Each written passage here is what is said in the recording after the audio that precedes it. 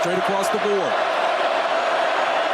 A stunt by Washington State over the middle. It's Franklin. Troy Franklin will take it to the house. Touchdown, Ducks. 50 yards. This is 365 Sports, powered by SicEm365.com. Health issues as Williams rolls out, makes one man miss, and Caleb Williams high steps his way into the end zone. 365 Sports is presented by IdealMRI.com. High-quality MRIs for $497 or less. IdealMRI.com. Your health is important, so is your budget. If you're Tulane. Pratt going to take out his do-it-yourself kit and picks up the first down. 365 Sports is also brought to you by Texas Farm Bureau Insurance, protecting Texans since 1952. Word, trying to get it done on his own, needs some help. Needs a lot of help. There's Watson. Oh, my God. Now, does he have room? Nakia, he's got it. Have you subscribed to our YouTube channel? Search 365 Sports on YouTube. Brought to you by TFNB, your bank for life. That's Cobbs in motion. It's Tunga Vailoa circling out of the pocket again and sprinting down the sideline. He's got Bunk in front of him and a touchdown. 365 Sports is turbocharged by Unite Private Networks. Find out more at uniteprivatenetworks.com. We want to have the focus on football today. We have an incredibly good football story to tell, and we want that to be the focus today. Now here's David Smoak and Paul Catalina. Well, hello. It is Friday. Would be my dad's birthday, August the 4th, and happy to have you here with us today. What a day. What a morning it has been. If there was a soap opera about college football realignment, of course, we could have picked any year in the last couple of years, the last 13 months. But also today, Paul Catalina, I'm David Smoak, and we have Jason Shear, Softy Mahler from Seattle, Grayson Grundhafer, Dennis Dodd, Dr. Livingstone at Baylor, Brett McMurphy, along with many others, and the possibility we have Jake Plummer, former Arizona State quarterback, in Paul's top five. Paul, in one, we got a lot of things to get to kind of build the timeline to where we are today, where we are right now. In one sentence, if you can, or a phrase, how would you describe from about 7:30 a.m. until around noon when the story with the Pac-12 and defections and or the Big 12 and college football and the Big 10 changed? Chaos. I mean, that's what it was. It was absolute and utter chaos. And it was floated out that there was optimism that they may drill down and get this thing done because I think the Pac-12 presidents maybe, or some of them said, well, we can't blame anybody but ourselves if this conference dies because it's on them, and they know that some of them are going to get fired because of this. There are presidents that will be fired for this. Okay. Bottom line, and that's why I think you floated out the optimism to see if they could save something, but apparently Oregon and Washington never really intended to go to that meeting and sign a grant of rights. They just went to go to that meeting to tell them, hey, since we're all here in the room, we might as well just tell you. Or maybe there was one more change that perhaps would change their mind, but it seems like their feet were out the door. Right now, the Big 12 with still 13 teams, once Texas and Oklahoma leave, that could be 14, 15, or 16, no different than we were on the air today. Let's build a timeline. I'm not burying the lead. Oregon and Washington are joining the Big 10 next year. But let's build the timeline of how we got to this point, and thank you for watching us here on 365 Sports. Let's start with earlier this morning. Late last night, Big 12 executives met Thursday to approve the application of Arizona as the 14th member, and that, of course, paves the way for Arizona to enter the conference. Of course, they had the Board of Regents meeting, no decision made last night. But then all of a sudden, I don't know, it was like 8 o'clock or so this morning, then all of a sudden, whoa. Dan Wetzel, the Pac-12 meeting in the next hour to discuss a media deal and the signing of the grant of rights, along with Ross Dellinger reporting. As bleak as things look for the league late Thursday, numerous sources expressing optimism the Pac-12 can halt most or even all defections and push forward in what has been, of course, a summer of so many moving parts and uncertainty. All right, that's what was going on. That was there for about an hour and a half. Also on top of that, the next one, Brett McMurphy, the Big 12, unable. This is after the hopes it looked like a Hail Mary that might have been caught. The Big 12 is unable, or the Pac-12 is unable to get the grant of rights signed this morning. Nothing has changed as far as Oregon, Washington joining the Big Ten. Ducks and Huskies still expected to be the Big Ten bound. All right, so then it was like Board of Regents in Arizona. What's happening maybe even with Utah. This morning, out of the ashes, it looked like the Undertaker had come out of his coffin. That was where the story started to build. Basically, everybody was reporting that. Then you see that from Brett McMurphy. Then, more and more, they are joining the conference. Oregon and Washington joining the Big Ten, becoming the latest schools to leave the Pac-12, putting the Pac-12 future in doubt. Also, Ross Dellinger had that story. Oregon and Washington have informed Pac-12 presidents earlier they plan to accept an invitation from the Big Ten. Now, after all of that, I reached out to somebody that I've gotten to know who has always been right on the cusp of everything, Paul, and this comes from within the forums of which we have. Here are the quotes from him when I asked him about this morning. You respond, please, Paul, when you want, please. Absolutely. Indeed. I saw, what you say, chaos? Yes. What a morning. Indeed, honestly, I never bought the survival blitz. It made zero sense. Well, it didn't, because what changed? This is about money. And ultimately, when I have more time, it's about greed. It's about making the most money, which is apparently our only true American value anymore. But because of that, if you're still at $20 million and the Apple deal hasn't changed, which it has not from Tuesday to Friday, that deal has not changed. So if that deal has not changed, then the only reason you would be signing it is because of the only way to preserve the Pac-12 is to take that money and hope for the best. Right. So when did greed stop driving this and the need for more money? Because I'll just compare it to what's going on with FSU and the ACC right now. If they're unhappy between $30 and $35 million, whatever the ACC is getting, if they're unhappy with that and going to try to buy their way out of $120 million and a 12-year grant of rights, if they're unhappy with that much money, why would the Pac-12 schools like Oregon and Washington be happy with $15 million less than that?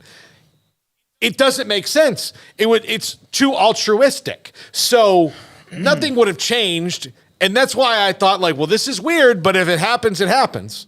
And this is from somebody that is very much in the know. Honestly, I never bought the survival blitz. And there was a blitz, man. There was a last-second full frontal. But folks need to appreciate that this conference has their best 10-day window in decades, as far as the Big 12 since they were formed back in 1996. A couple of other notes. Our folks, part of the group that has helped us along the way, our folks think that UA is done. That's Arizona. We'll have Jason Shear in 7 minutes. The other two will be slightly slow played. Then slightly. Broadcasters need to know answers, scope, and product of expenditure soon for planning and budgeting. That's Utah and or Arizona State.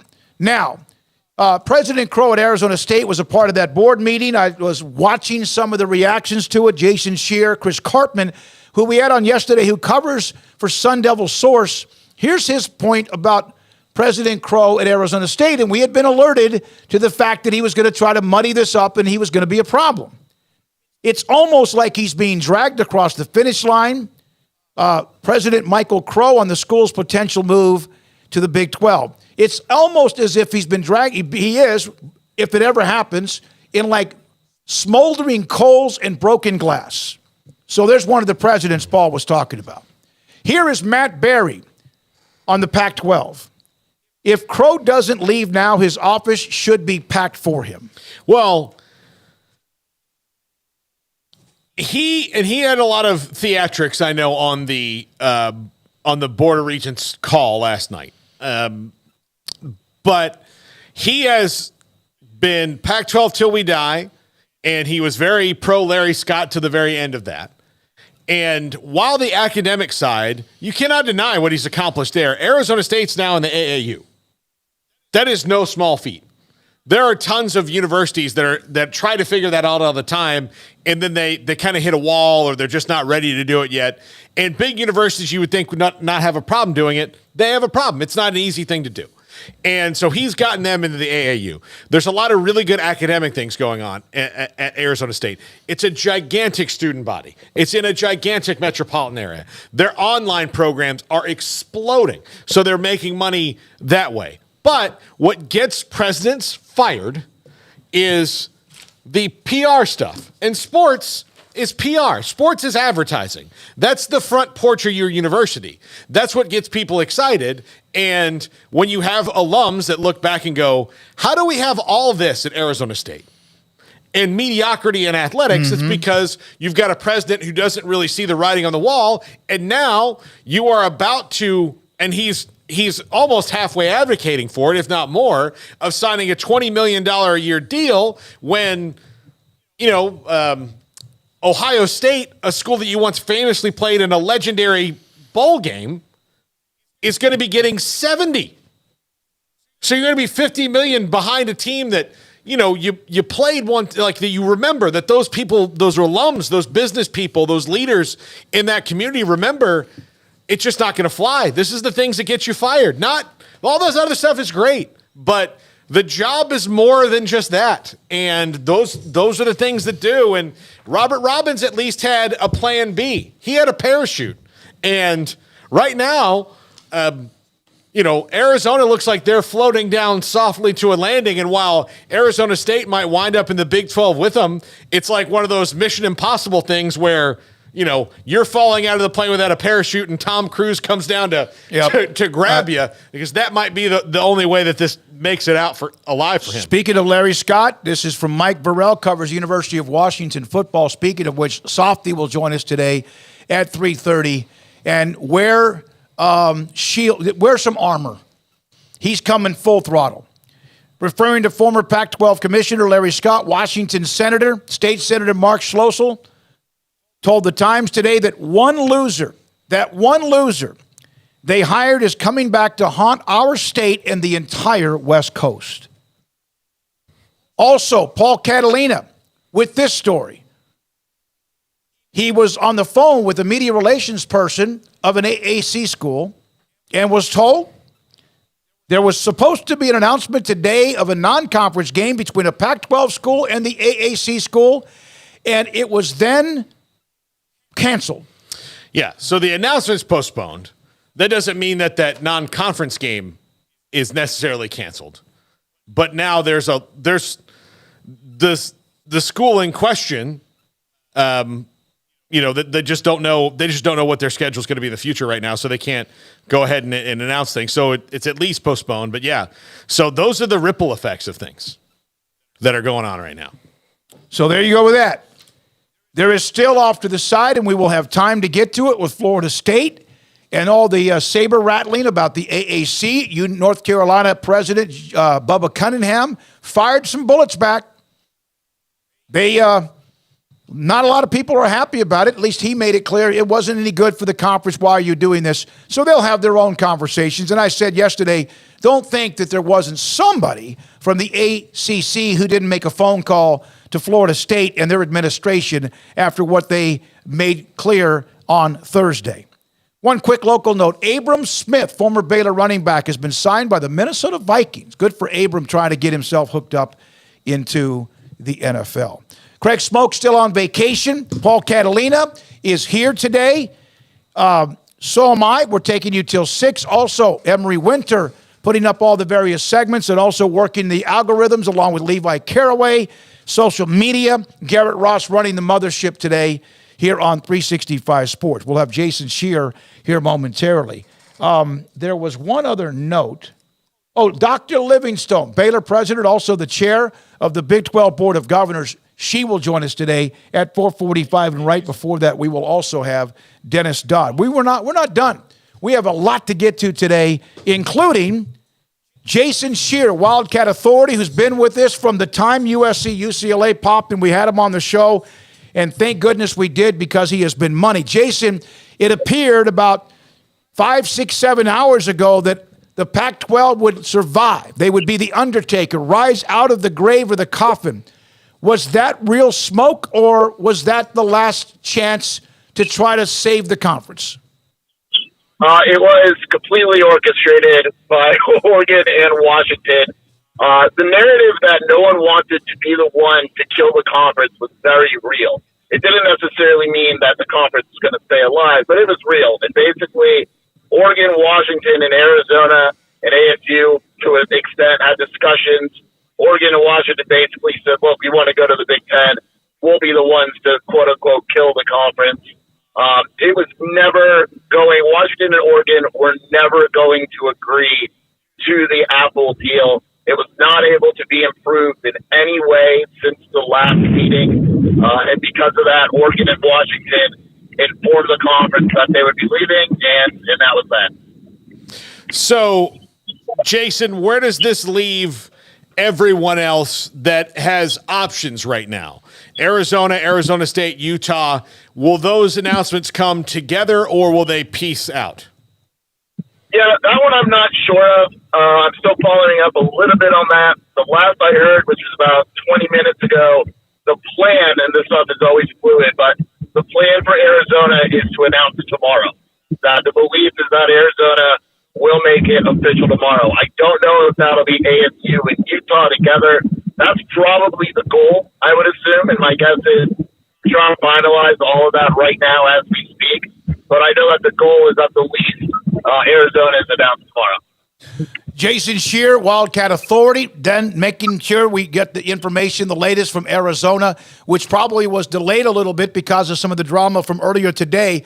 So I saw your tweet when I woke up this morning very early about the shenanigans of President Crow at Arizona State. What did he say? What happened?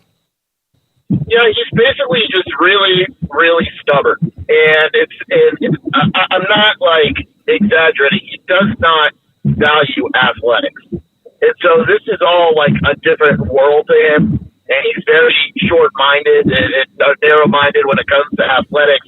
This is the guy that, supported Larry Scott to the very end. And so he was saying, I want to make sure I have all the details. I need to go back and listen to the Pac-12. And what about Oregon and Washington? And I got to wait until the Pac-12 just doesn't have any more options left, even though there's actual board members that were telling him, hey, look, it's pretty clear the Big 12 is the best place for you guys. So he was just kind of muddying up the waters and dragging the process. And it became, I don't want to say combative, but he did not do himself any favors during the Board of Regents meeting last night.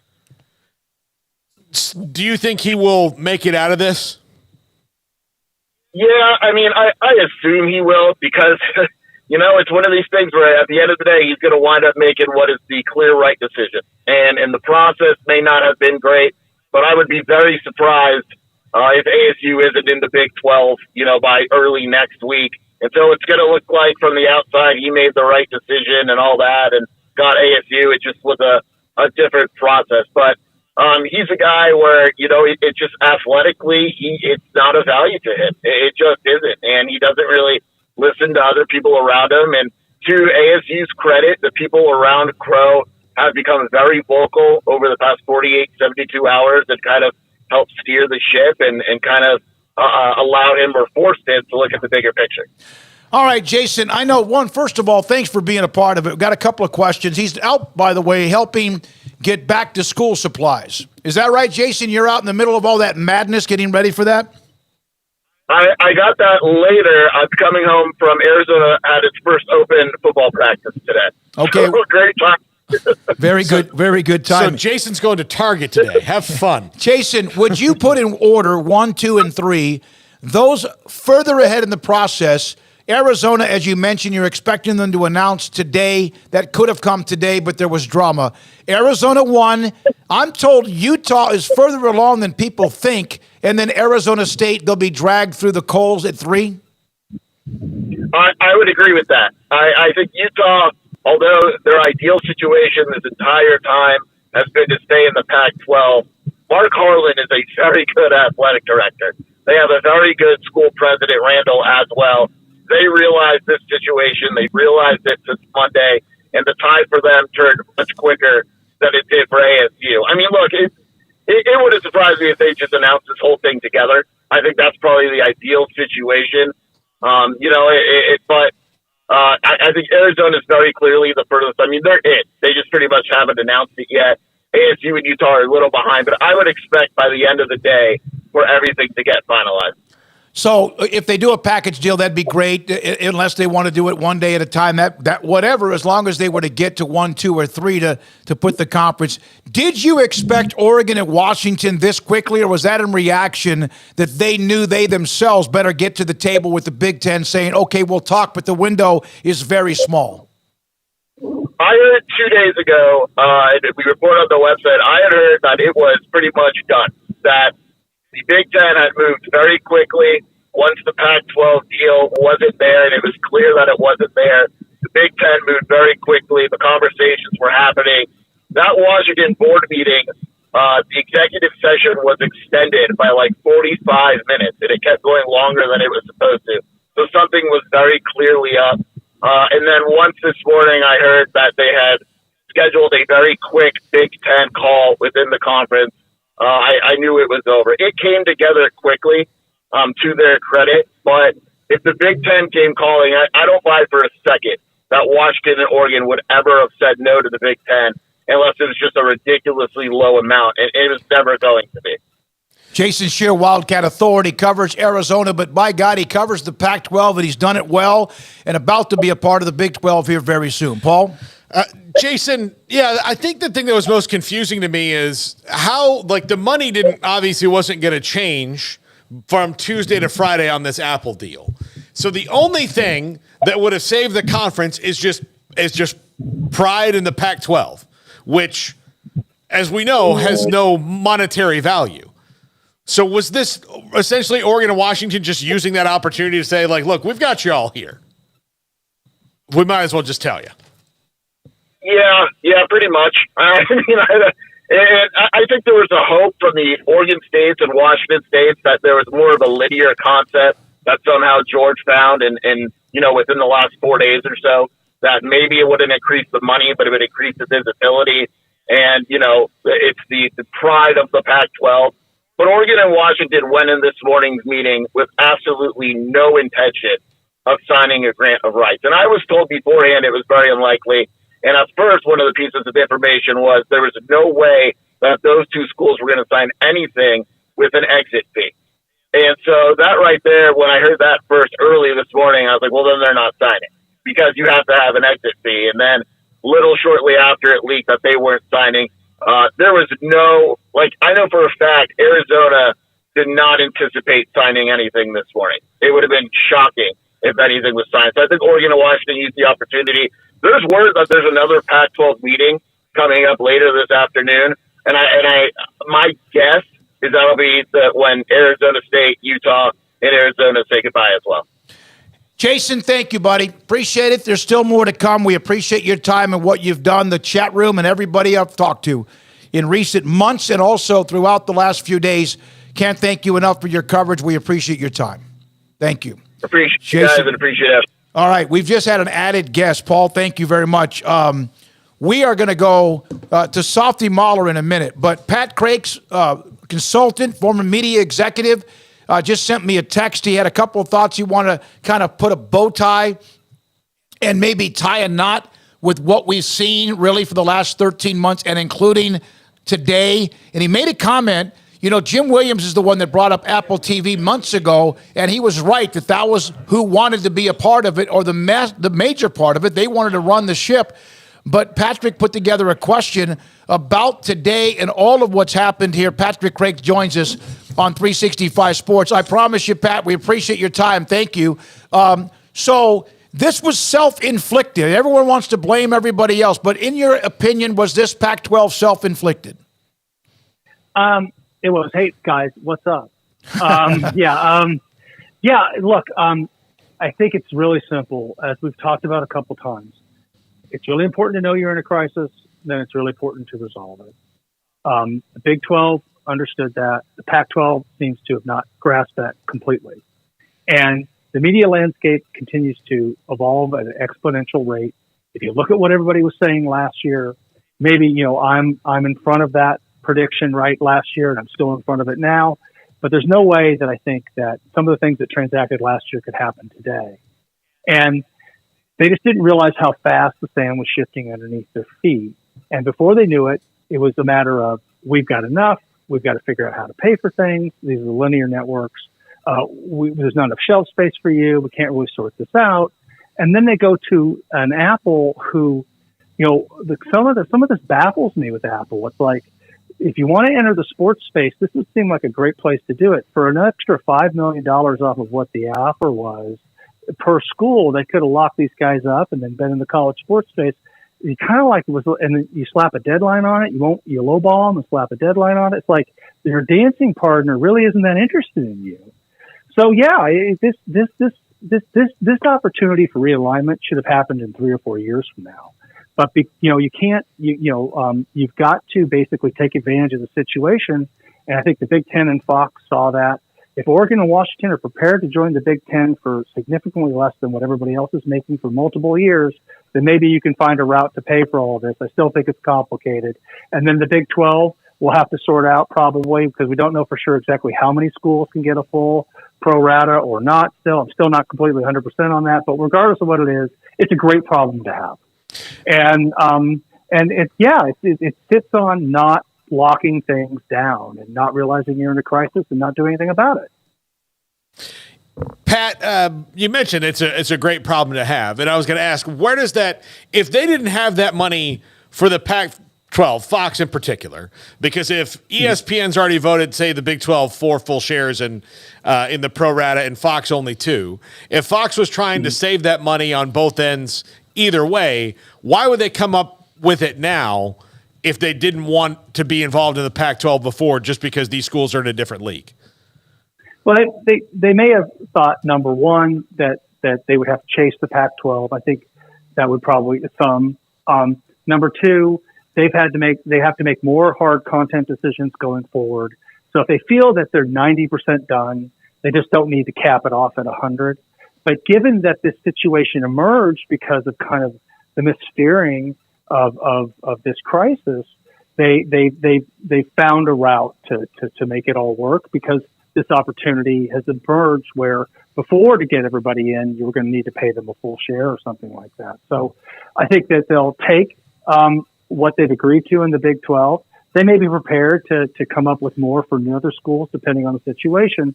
We've got to figure out where you're going to park all this inventory. The Big 12 may end up with a portion of these economics.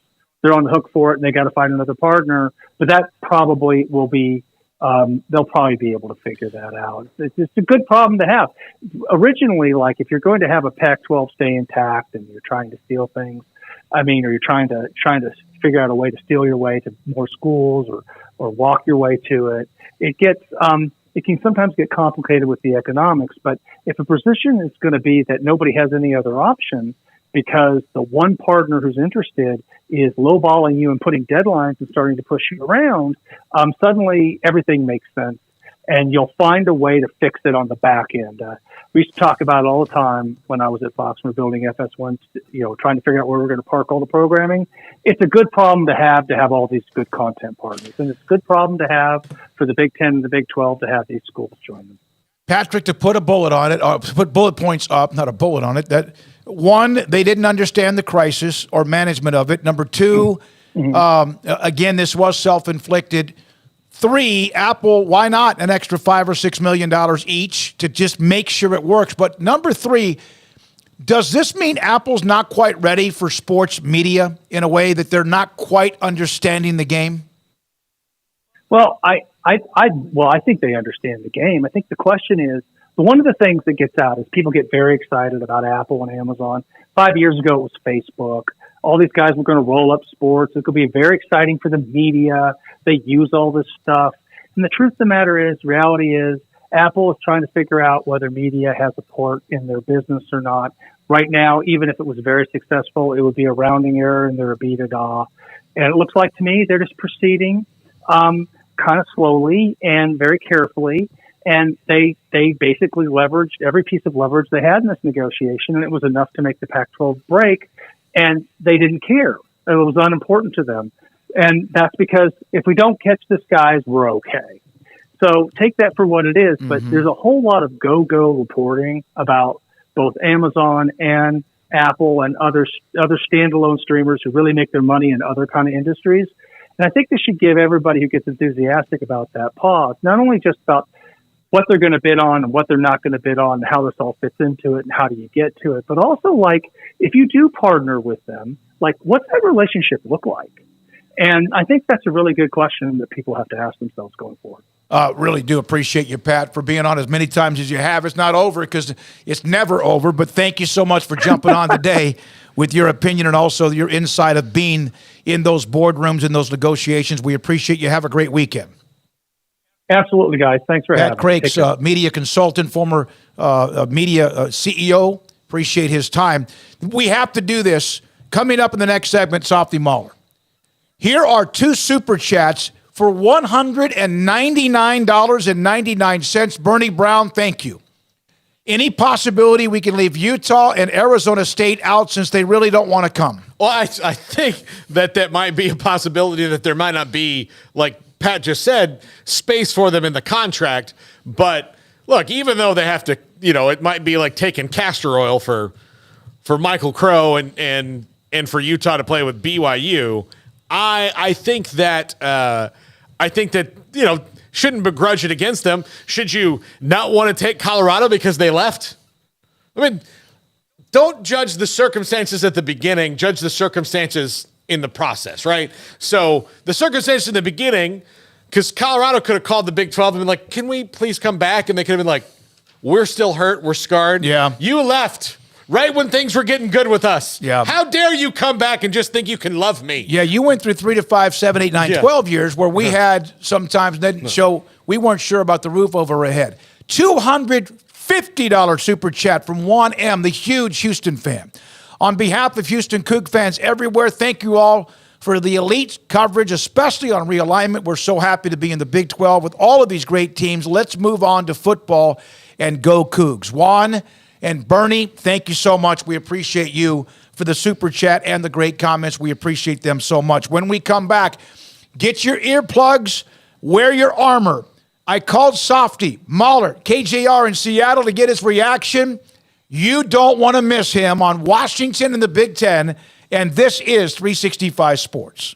The Make This the Summer sales event is going on now at Allen Samuels. Get amazing deals on new Ram trucks, Jeep SUVs, Chrysler minivans, or a sporty Dodge. Shop online or visit us today at Allen Samuels in Waco.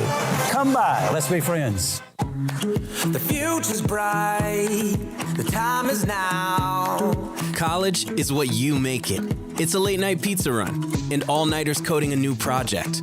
It's having big dreams and making them a reality. It's a professor who knows your name and your story.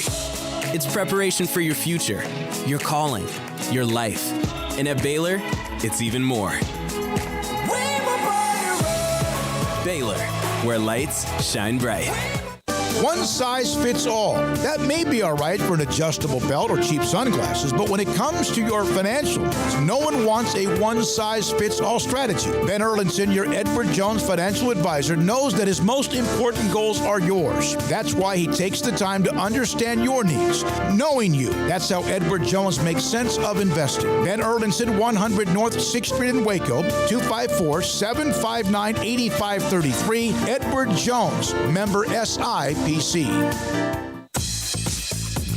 Baylor Scott and White Southwest Sports Medicine and Orthopedics, the team physicians for Baylor Athletics, diagnosing and treating all sports-related injuries, including concussions. These specialists also provide orthopedic services for athletes and non-athletes alike, whether it's knee or shoulder pain, a wrist injury, orthopedic spine care, and even an arthritis and total joint clinic. Trust the doctors Baylor Athletics trust. Baylor Scott and White Southwest Sports Medicine and Orthopedics wants to get you back in the game. TFNB Your Bank for Life is the official local bank of Baylor Athletics. Find out why more Central Texas are making TFNB their bank for life. Sign up for our Edge checking and savings accounts to earn interest or cash back. With 5 convenient locations and an award-winning mobile app, banking has never been easier. TFNB Your Bank for Life. Member FDIC. Pioneer Steel and Pipe opened their doors in 1943, and they have never wavered with their focus on great product and customer service, relationships with a handshake, making sure you, the customer, is satisfied. Their new facility is now twice the size, allowing new inventory, higher quantities, and in a much more organized fashion. In addition to the long lengths in tubing, angles, channels, rods, and flat, Pioneer Steel and Pipe now offers several shorter, more convenient lengths of material already cut. Their 2,500 square foot showroom has over 1,000 new products in stock, new welding supplies, hardware, quickcrete, and do-it-yourself components for any project, whether you are a professional contractor or weekend warrior.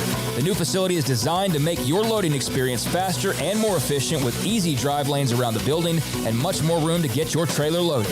Our location may have changed, but our values haven't, and our relationship with customers goes much farther than just business.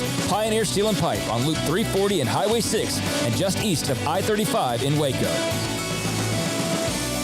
Parenting is full of surprises. You never know what to expect. So after our son was born, I called my Texas Farm Bureau insurance agent to set up a life insurance policy in case something happened to me. Sawyer is now 2. And we'll soon have a sister.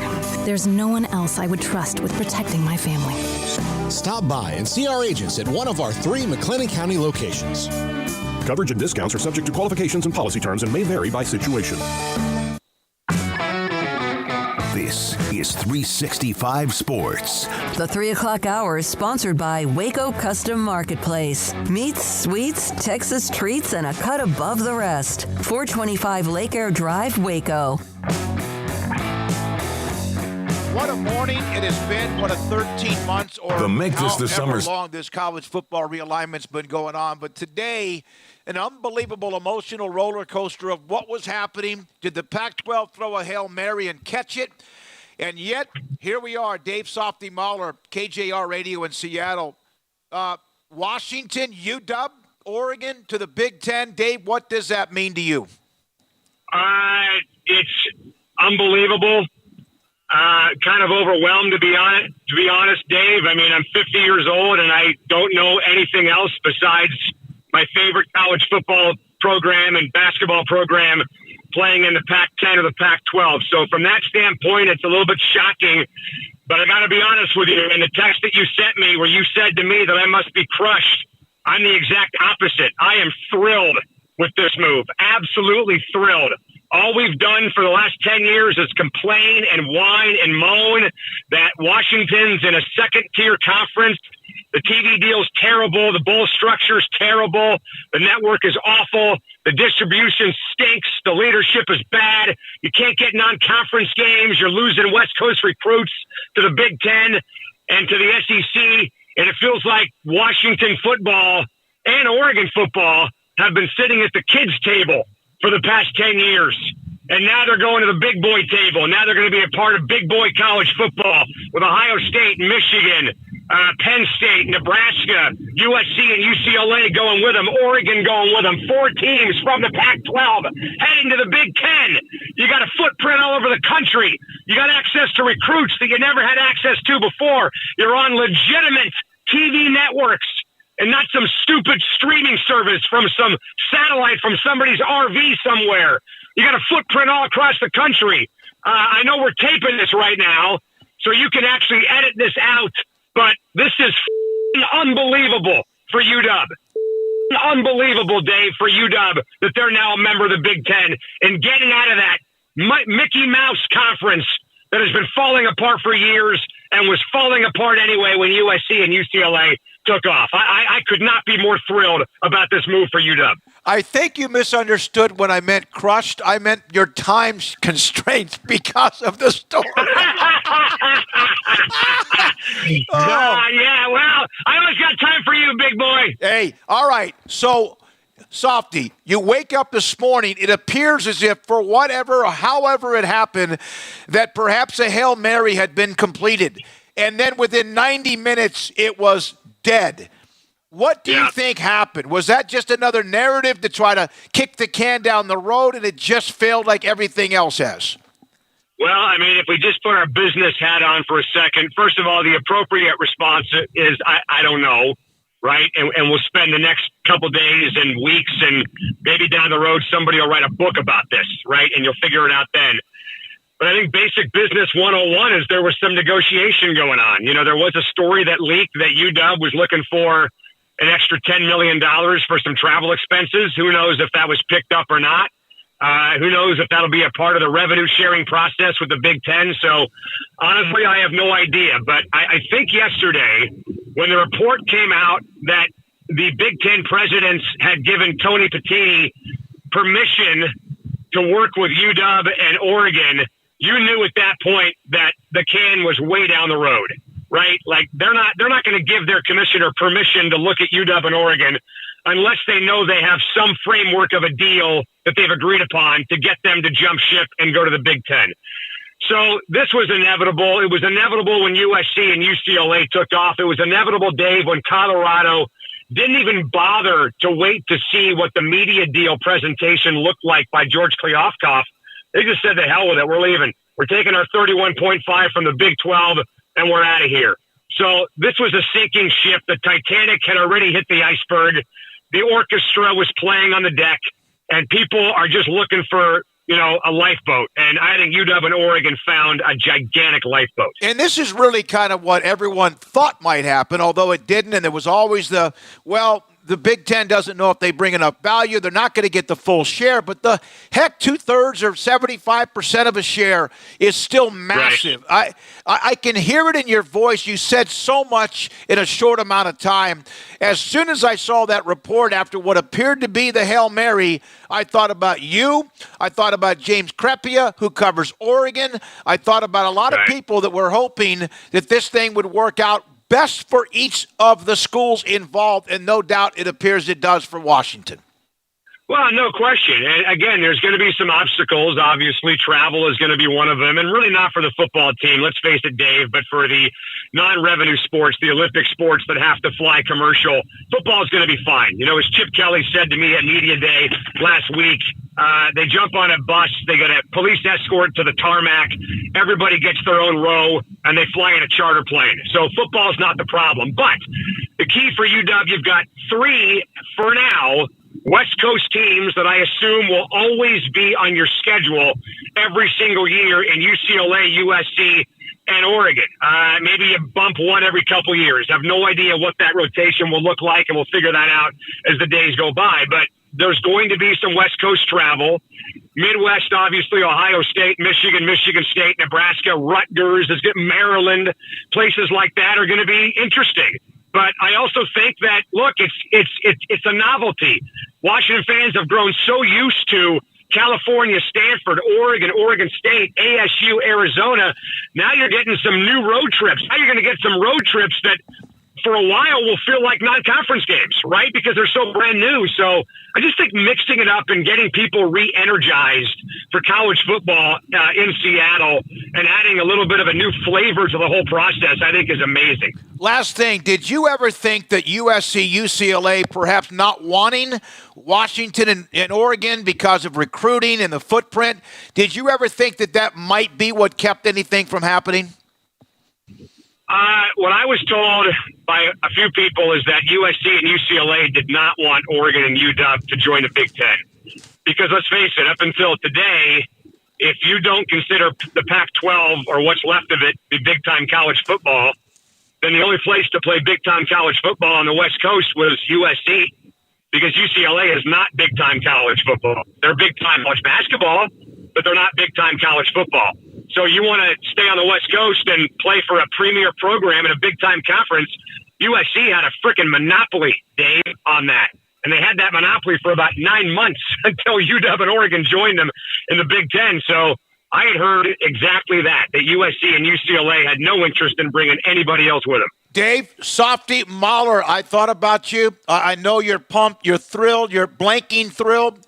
Enjoy the rest of your day and also whatever happens beyond. Thanks for your time, buddy. You bet. Anytime, brother. Thank you. Softy from KJR in Seattle, 365 Sports. We have to mention how we got to know Dave Softy Mahler. Baylor and Washington were picked to play in the Alamo Bowl the year that RG3 won the Heisman Trophy. And then they had a, 57-50, whatever the score was, shootout. There was no defense. Terrence Ganaway went crazy in that game with like nearly 300 yards rushing. And we had gotten to know Softy with segments leading up to the game, then the week of. And, Paul, put his mic on too, Paul. What was the question Softy asked the defensive coordinator or – No, it was Steve Sarkisian after the game in the post-game press conference. He said, do you have to make a change at defensive coordinator because this was how it was?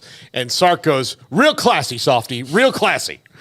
And it was pretty mad. And we've loved him ever since. Not because he put Sark on spot, but he it was a legit question. Yeah, no, it was. Well, that's been asked of Baylor defensive coordinators back in the day.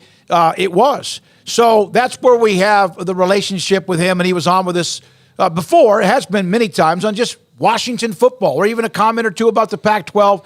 So I thought about him when I saw the story actually finally hit when it came to Washington and Oregon. And you could hear the excitement in his voice as a fan and also as a media member critiquing what he thinks about the Pac-12. All right, top of the hour, we're going to be able to get to a lot of different things.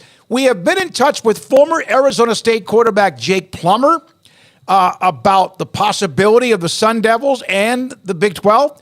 That's going to be something we have today. We are loaded up. Dennis Dodd at 4:15. Dr. Livingstone from Baylor, part of the Board of Governors, the chair of the Board of Governors of the Big 12, also today, and so much more. I mean, it's like, cannot wait to get to the rest of it. Thank you for those of you in the chat room, for those of you watching, listening.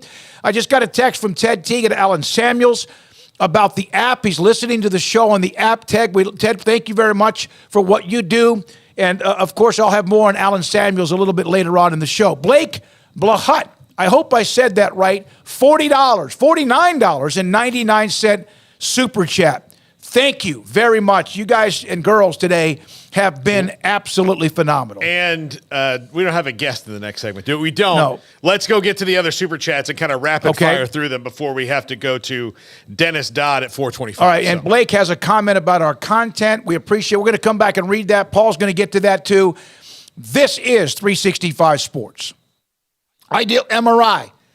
I have been in their Ideal MRI. I've been in their MRI machine 4 times. One time to check my lower back, because I've got some stuff that flares up, impingements, et cetera, that gets in between an L3 or L4. So I went to do that.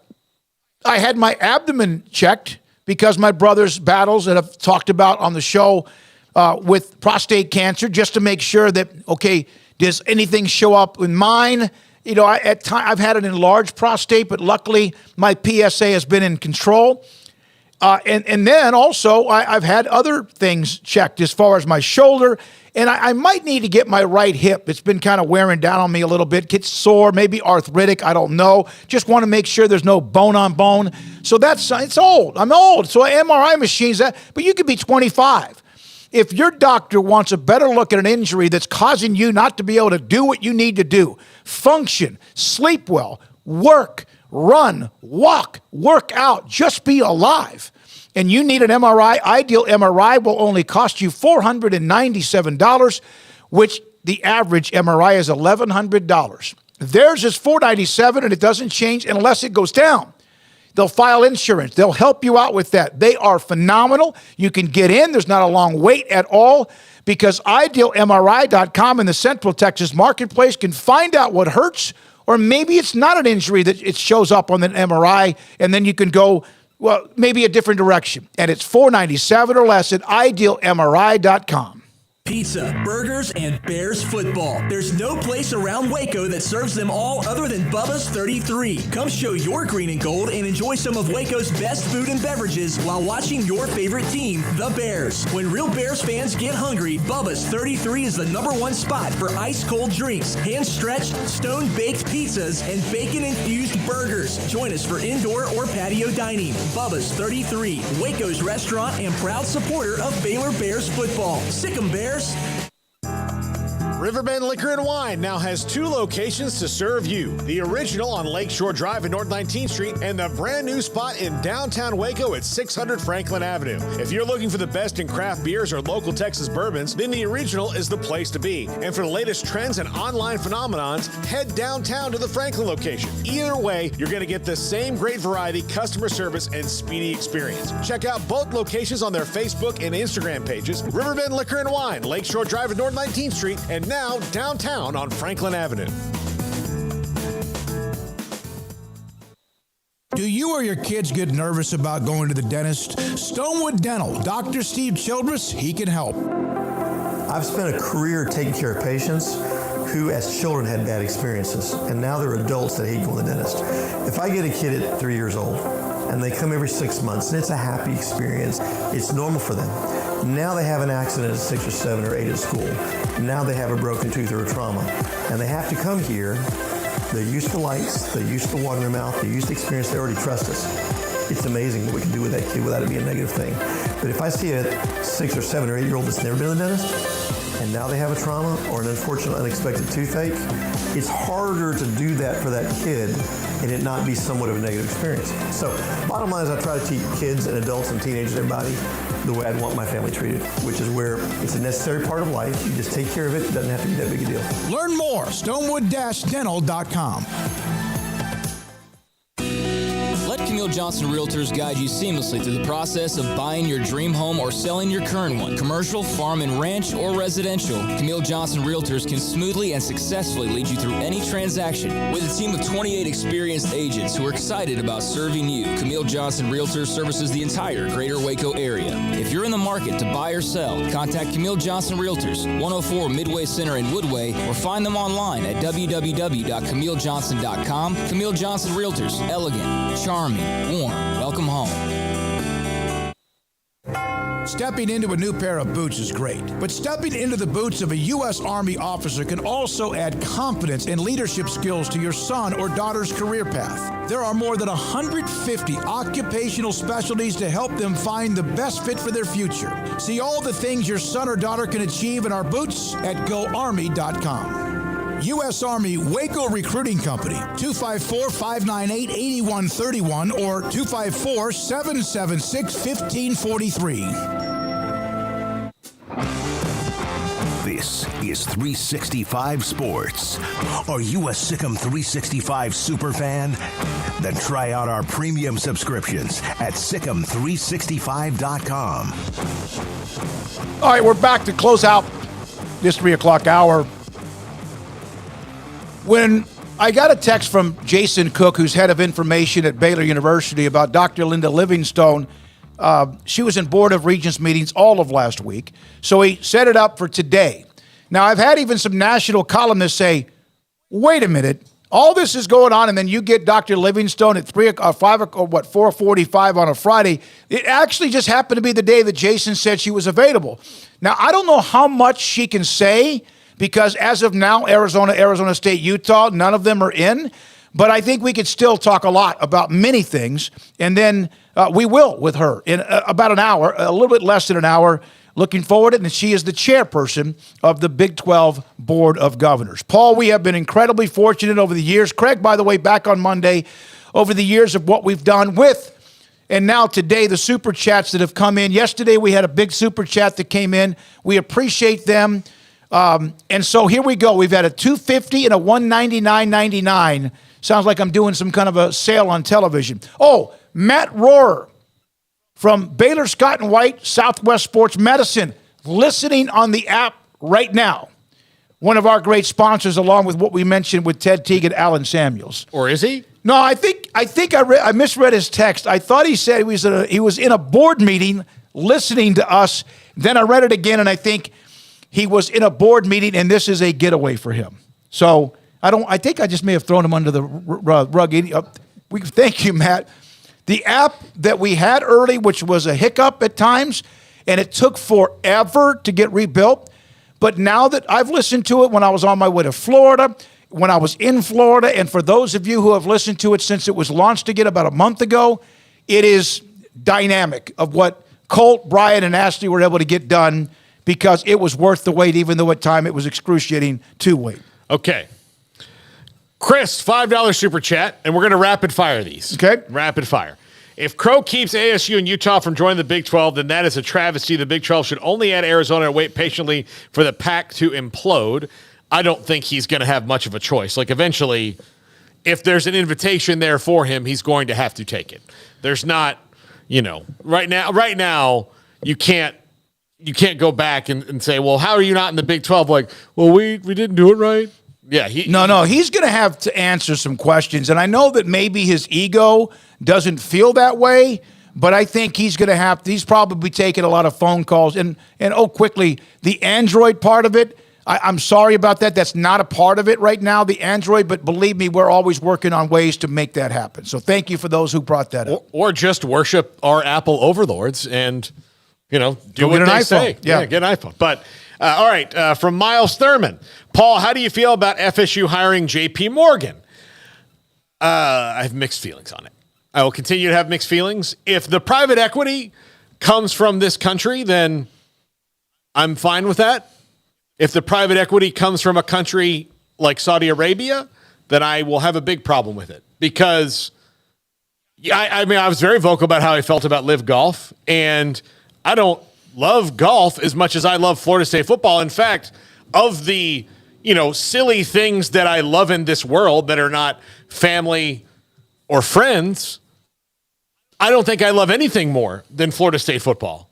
I love it. It's the thing that brings me the most joy. Mm-hmm. I love them more than I love the Red Sox. And you know how much I love the Red Sox. Yep.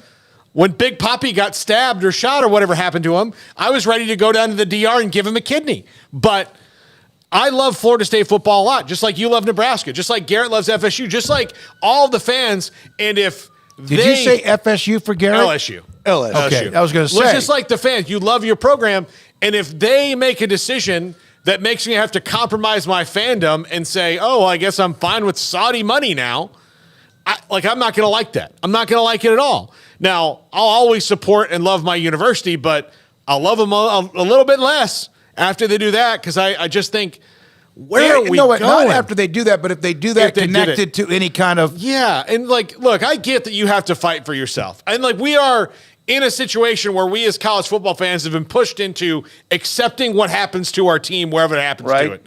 There's nothing that we as fans can do about it, because none of the people making these decisions give a crap what we think. None of them. Not one. So if you have to ride out and accept it, and if Florida State winds up in the SEC and they're playing big-time games and they're competing for national championships, then I will be content with that. But I just hope that the money that they're possibly getting out of J.P. Morgan Chase comes within the bounds of the stars and stripes. Yeah, I don't know. We don't know half the time where money is coming from. But, yeah, I can see where you feel about that. And you keep, you're not being hypocritical about what you had said earlier, even a year ago about Live Golf. From Daniel Bitzer, let's be honest, guys. This all happened because of Larry Scott and not George Kliavkoff. So there's that.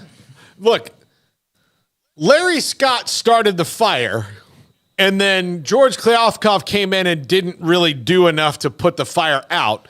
But this is more than on the commissioner. The commissioners serve at the pleasure of the university presidents and the board. And this is as much on them as it is on the conference commissioners. And, people can blame Dan Beebe all they want for how bad he was as a Big 12 commissioner and being a mouthpiece of Texas. But the other 11 universities put up with that for a long time. So it's their fault too. Yeah, you got to wonder if they were asleep at the wheel. I mean, I remember Bob Bowlesby got blasted because he was not paying attention in Texas OU, and that really was. I mean, Texas and OU and all that was all very well done. until finally Brett Zerneman got the leak from A&M and reported it in the Houston Chronicle. But yes, it's still a chance that a commissioner could have come in, made some decisions if he would have just accepted the deal a year ago when it was available with what the Big 12 got and accepted that one. But, they felt like they were more valuable. Nothing against, not against the law. That's not like, I get it. But you have to understand the room. Dusty Rabbit in the chat room. I agree with you. Anyone worried about rivalries being ruined? Still out of conference games, so settle down. But Dusty, no, he was actually saying don't worry about it. Dusty, no. Ever since the Big 8 and the Southwest Conference merged and the Big 12 formed and Nebraska, Oklahoma were in different divisions and they played, they still had some big games. But that rivalry basically was nuked. And then Nebraska moves on and they played it the last, couple of years or so. Washington State, what's going to happen? Are they going to play non-conference? Is there room for non-conference? Oregon State, yes, same thing. Arizona State, we've discussed how long that trophy has been around. So, no, I get that. And then there's some that might be revamped or revitalized, like Texas and A&M, Texas and Arkansas. Some of those will be revitalized because of realignment.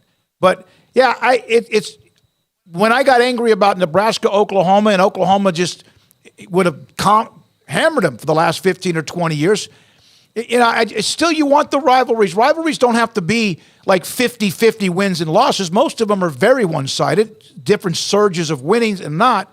But, yeah, I still think that that's something that is probably the toughest part for me is the change in the rivalries that we are losing. I'll guarantee you this. If Texas would have had A&M in that rivalry when the Big 8 and the Southwest Conference formed, and this is for A&M too, and they would have been told that they were in different divisions and they wouldn't play every year, they would never have agreed to that. And it was almost as if that's just the way it was. Oklahoma's in the South. They were going to play Texas every year anyway. They were in a non-conference game, so why not put them in the North, even though regionality understood that, and then you keep that rivalry alive. And you still could play Texas OU in a non-conference. No, you couldn't. You'd have to. It wouldn't be a non-conference game.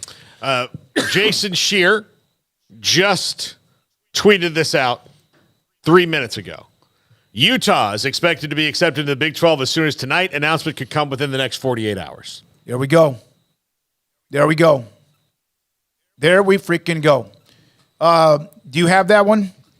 You don't have to put it up, though. No, yeah, I just read it, so yeah, But, yeah, Utah expected, so here we go. So that means Arizona's out the door, but not yet officially. Utah, and I was told this when I made a call a couple of days ago, and it was like hours and hours of conversations between those who were representing the Big 12 and also Arizona State and especially Utah. I think everyone knew the challenge of Arizona State with President Crow and what they wanted. Utah has pretty much been very obvious. They did not want to leave the Pac-12. They've won it the last couple of years, and they didn't want to leave the conference. Nobody wanted to leave the conference until when you look at what you had in front of you, then you had to change your mind. And Utah changing their mind gives you an idea about how things have changed. Plus the fact at Oregon, Washington out the door, and now it's like you better take care of yourself.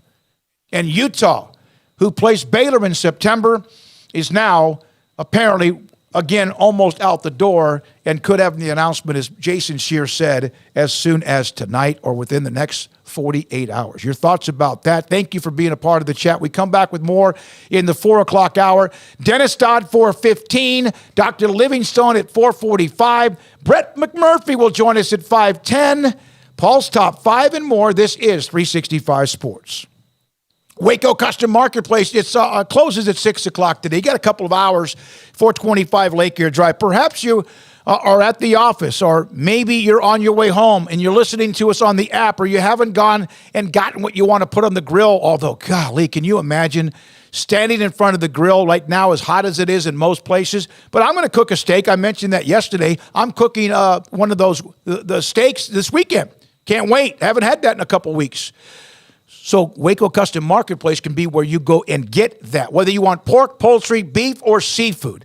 Lobster tails, huge shrimp. What you want with their Norwegian Atlantic Ocean salmon is fantastic. So they have all of that when it comes to the butcher shop. And if you need fresh baked bread, kolaches, if you want a cake or a cookie cake, whatever, any sweets, treats. They have a full-service bakery, too. And then up and down, there's 4 different sides of an aisle. They have all of what the necessities, the knickknacks you may need, from pasta to canned goods to much more. And then they have seasonings, marinades. They have buckets, like these big freezers of bucket loads of brisket that are available if that's what you want to put in the smoker and cook that at some point. It's Waco Custom Marketplace at 425 Lake Air Drive in Waco. Cars priced right, both day and night. Average your car in Texas. Trucks built for you, red, white, and blue. Average your car in Texas. Cars that zoom with lots of room. Average your car in Texas. Count on us, a dealer to trust. Average your car in Waco, Texas. Established in 2007 and independently owned, Alliance Bank Central Texas is committed to helping families and businesses meet their financial goals. From their tellers to their board of directors, they know the importance of superior service and competitive products. Customers have confidence knowing that their financial needs are in good hands. It's your bank, Alliance Bank Central Texas, with 2 Waco locations, 4721 Bosque Boulevard and 191 Archway Drive on Highway 84, and at AllianceBankTexas.com. Member FDIC and equal housing lender. Where is the best beef in Texas? Your house. When you order from Texas Beef House, unleash the flavor of Texas-raised Wagyu from our pasture to your plate at TexasBeefHouse.com. Samantha Duvall joins us. She's the marketing director who knows all of the specials and also the events coming up. And thank you very much, as always, for your time. So all of these holidays are over. We've hit the meat of, literally, of the summer. And your thoughts about as you hit the month of August and into football season, Samantha? Football season's right around the corner, so that means it's perfect time for tailgating. The best time to grab our hamburger patties is right now through the end of July. We still have our sale going on with our regular patties and our jalapeno and cheese patties. They're $12 a package, so that's 4 patties to a package. It's perfect for the time for football. Gather all your family around. That way you can grill it up. Where's the best beef in Texas? Your house. When you order from Texas Beef House, unleash the flavor of Texas-raised Wagyu and how they age it as well. From our pasture to your plate, TexasBeefHouse.com. Shorty's Pizza Shack at 12th and Bagby is a homegrown, locally owned pizza place that's out of this world. Everything from the dough, the sauce, the sausage topping is made fresh in-house. Not to mention the amazing pizza pillows, the chicken wings are to die for.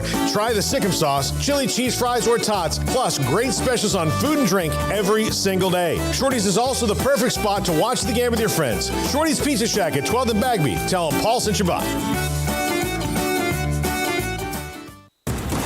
Did you know that 1 out of every 4 men have symptomatic low levels of testosterone and don't even know it? And if you think you're too young to worry about it, guess again. Low T levels can make you feel tired and grumpy, raise your cholesterol, and cause weight gain. Petty Clinic Low T can set up same-day blood screening and results. So if you're tired of being tired, call or go online at pettycliniclowt.com. It's a private clinic with an atmosphere catering to men. Affordable, only $165 a month, including lab work, office consultation, testosterone injections, and follow-up visits, compared to $300 or more a month in Dallas or Austin, and you don't have to drive 90 miles one way or the other and fight the traffic. Petty Clinic Low T has board-certified physician consultations and will provide the best form of brand-strength testosterone. Contact Petty Clinic Low T for increased energy, improvement in sexual desire and performance, mood, concentration, even a decrease in body and belly fat. Just off Highway 84 and Old Hewitt Drive in Woodway, pettycliniclowt.com.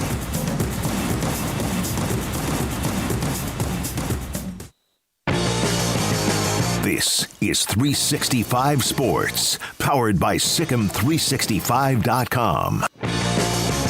The 4 o'clock hour is sponsored by Boozer's Jewelers, the wedding ring store, specializing in custom jewelry and repair, all in-house.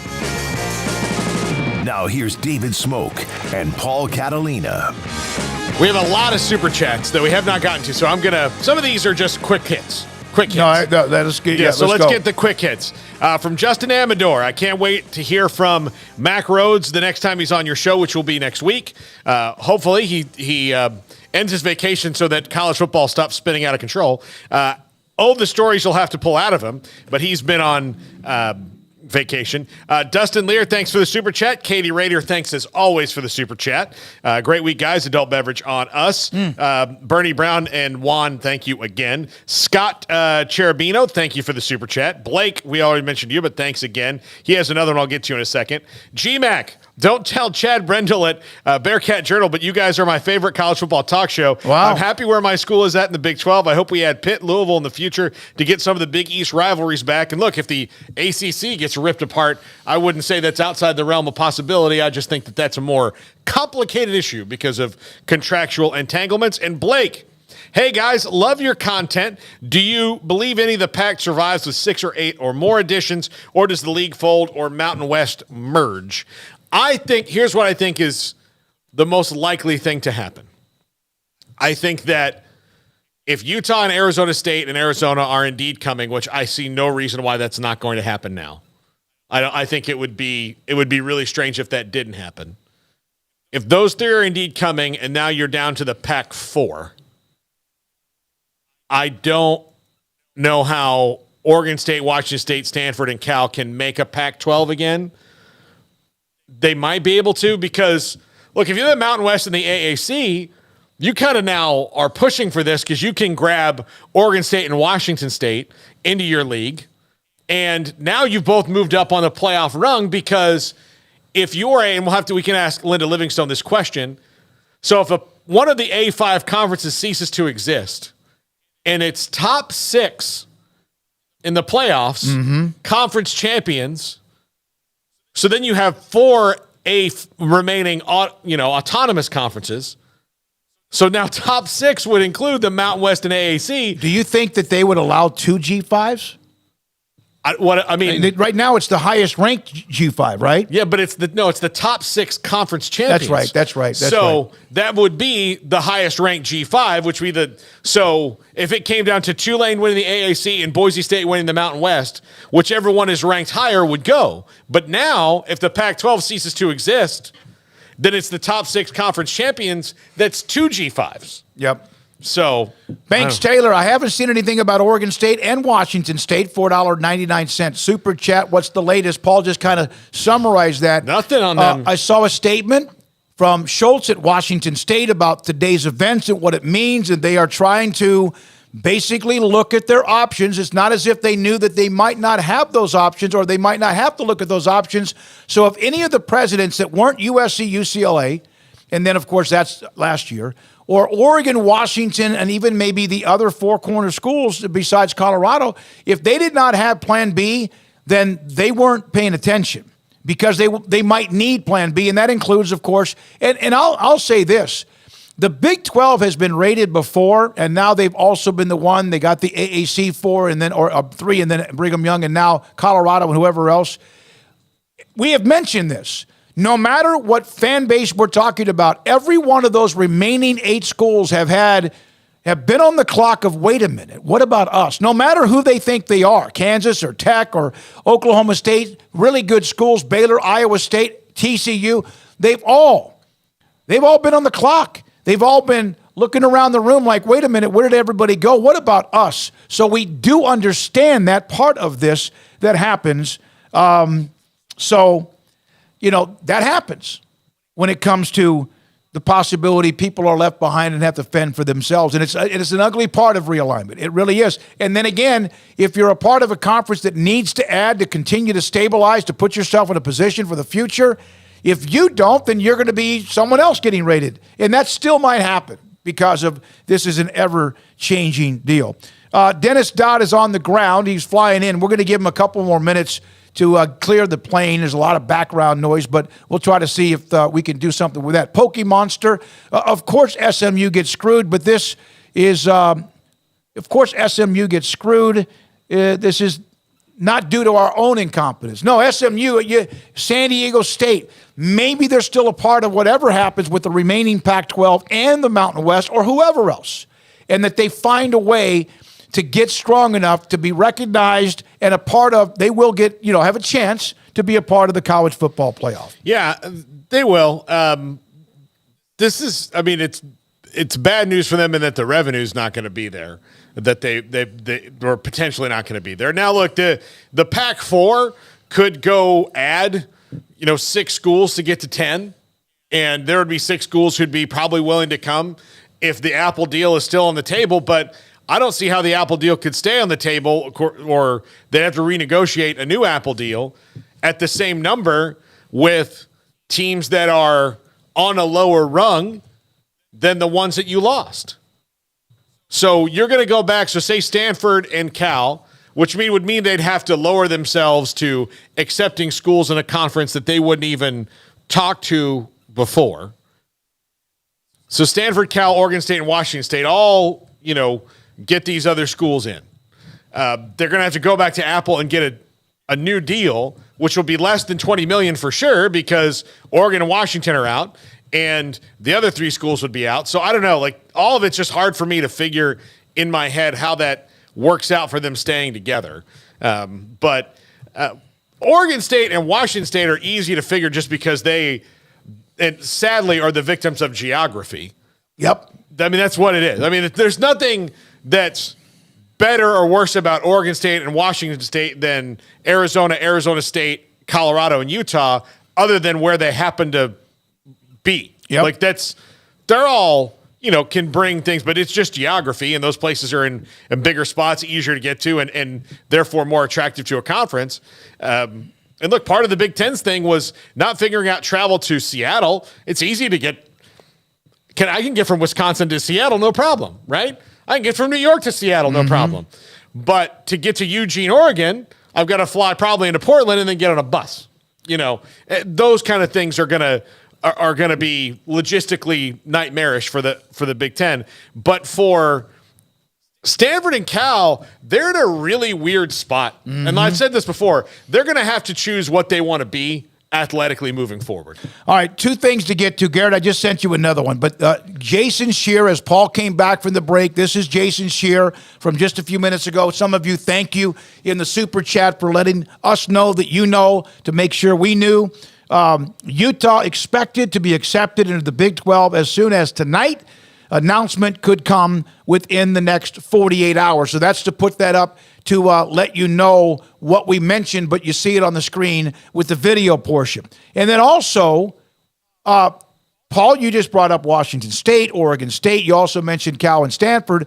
So Washington State, and I brought up the rivalries, and I brought up that they're now in a position of Oregon State where everybody remaining 8 in the Big 12 when the Texas-Oklahoma story popped have been in this mode, have been in this emotional state before. And here's the statement from Washington State, Kirk Schultz, and also Pat Chun, the president AD. We're disappointed with the recent decisions by some of our Pac-12 peers. While we had hoped that our membership would remain together, this outcome was always a possibility. We have been working diligently to determine what is next for Washington State athletics. We're prepared for numerous scenarios, including our current situation, exceptional student athletes, a strong Cougar tradition, incredible support, and also our fans, donors, alumni. We will chart the best path forward. Dennis, I think, is ready. Okay.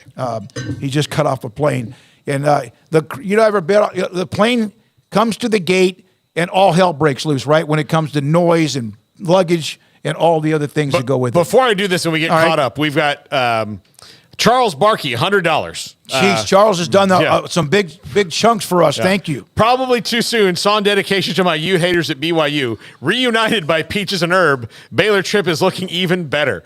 Yeah, absolutely. Charles, come and see us when you come into town, please. Riker Wright, the transfer portal is going to be crazy this next offseason. I could see some great talent leaving the leftover Pac-12 schools. I'm going to see some great coaches leaving too. Yeah, you're right. And in every sport, because if, I'll just use Washington State as an example. Say Jake Dykert gets him to 10-2 in the regular season, contending to the very end for the Pac-12 title, and there's a better job open up in one of the other power conferences, he's probably going to take it. No, you're right. In the transfer portal, now if you're playing one way and you're no longer in a Power 5, you might look at this, or it's. And Paul brought this up off outside of what we were doing on the air about with you see what's happening here with all the changes in college athletics, and then you still want to try to get involved with Congress, which we could talk about with Dr. Livingstone, and also the NIL and all that. I mean, is that now pushed back burner? From Peter B., thanks for the super chat. I'm an OU fan, but I'm excited for the future of the Big 12. From Leroy Gumpus with balloons and excitement and celebration. Thank you very much. And I have said this, and I will continue to say this, even though this has been really good news for the Big 12 and might be even better. And the Big 10 obviously just popped a couple of other big alpha dogs and logos.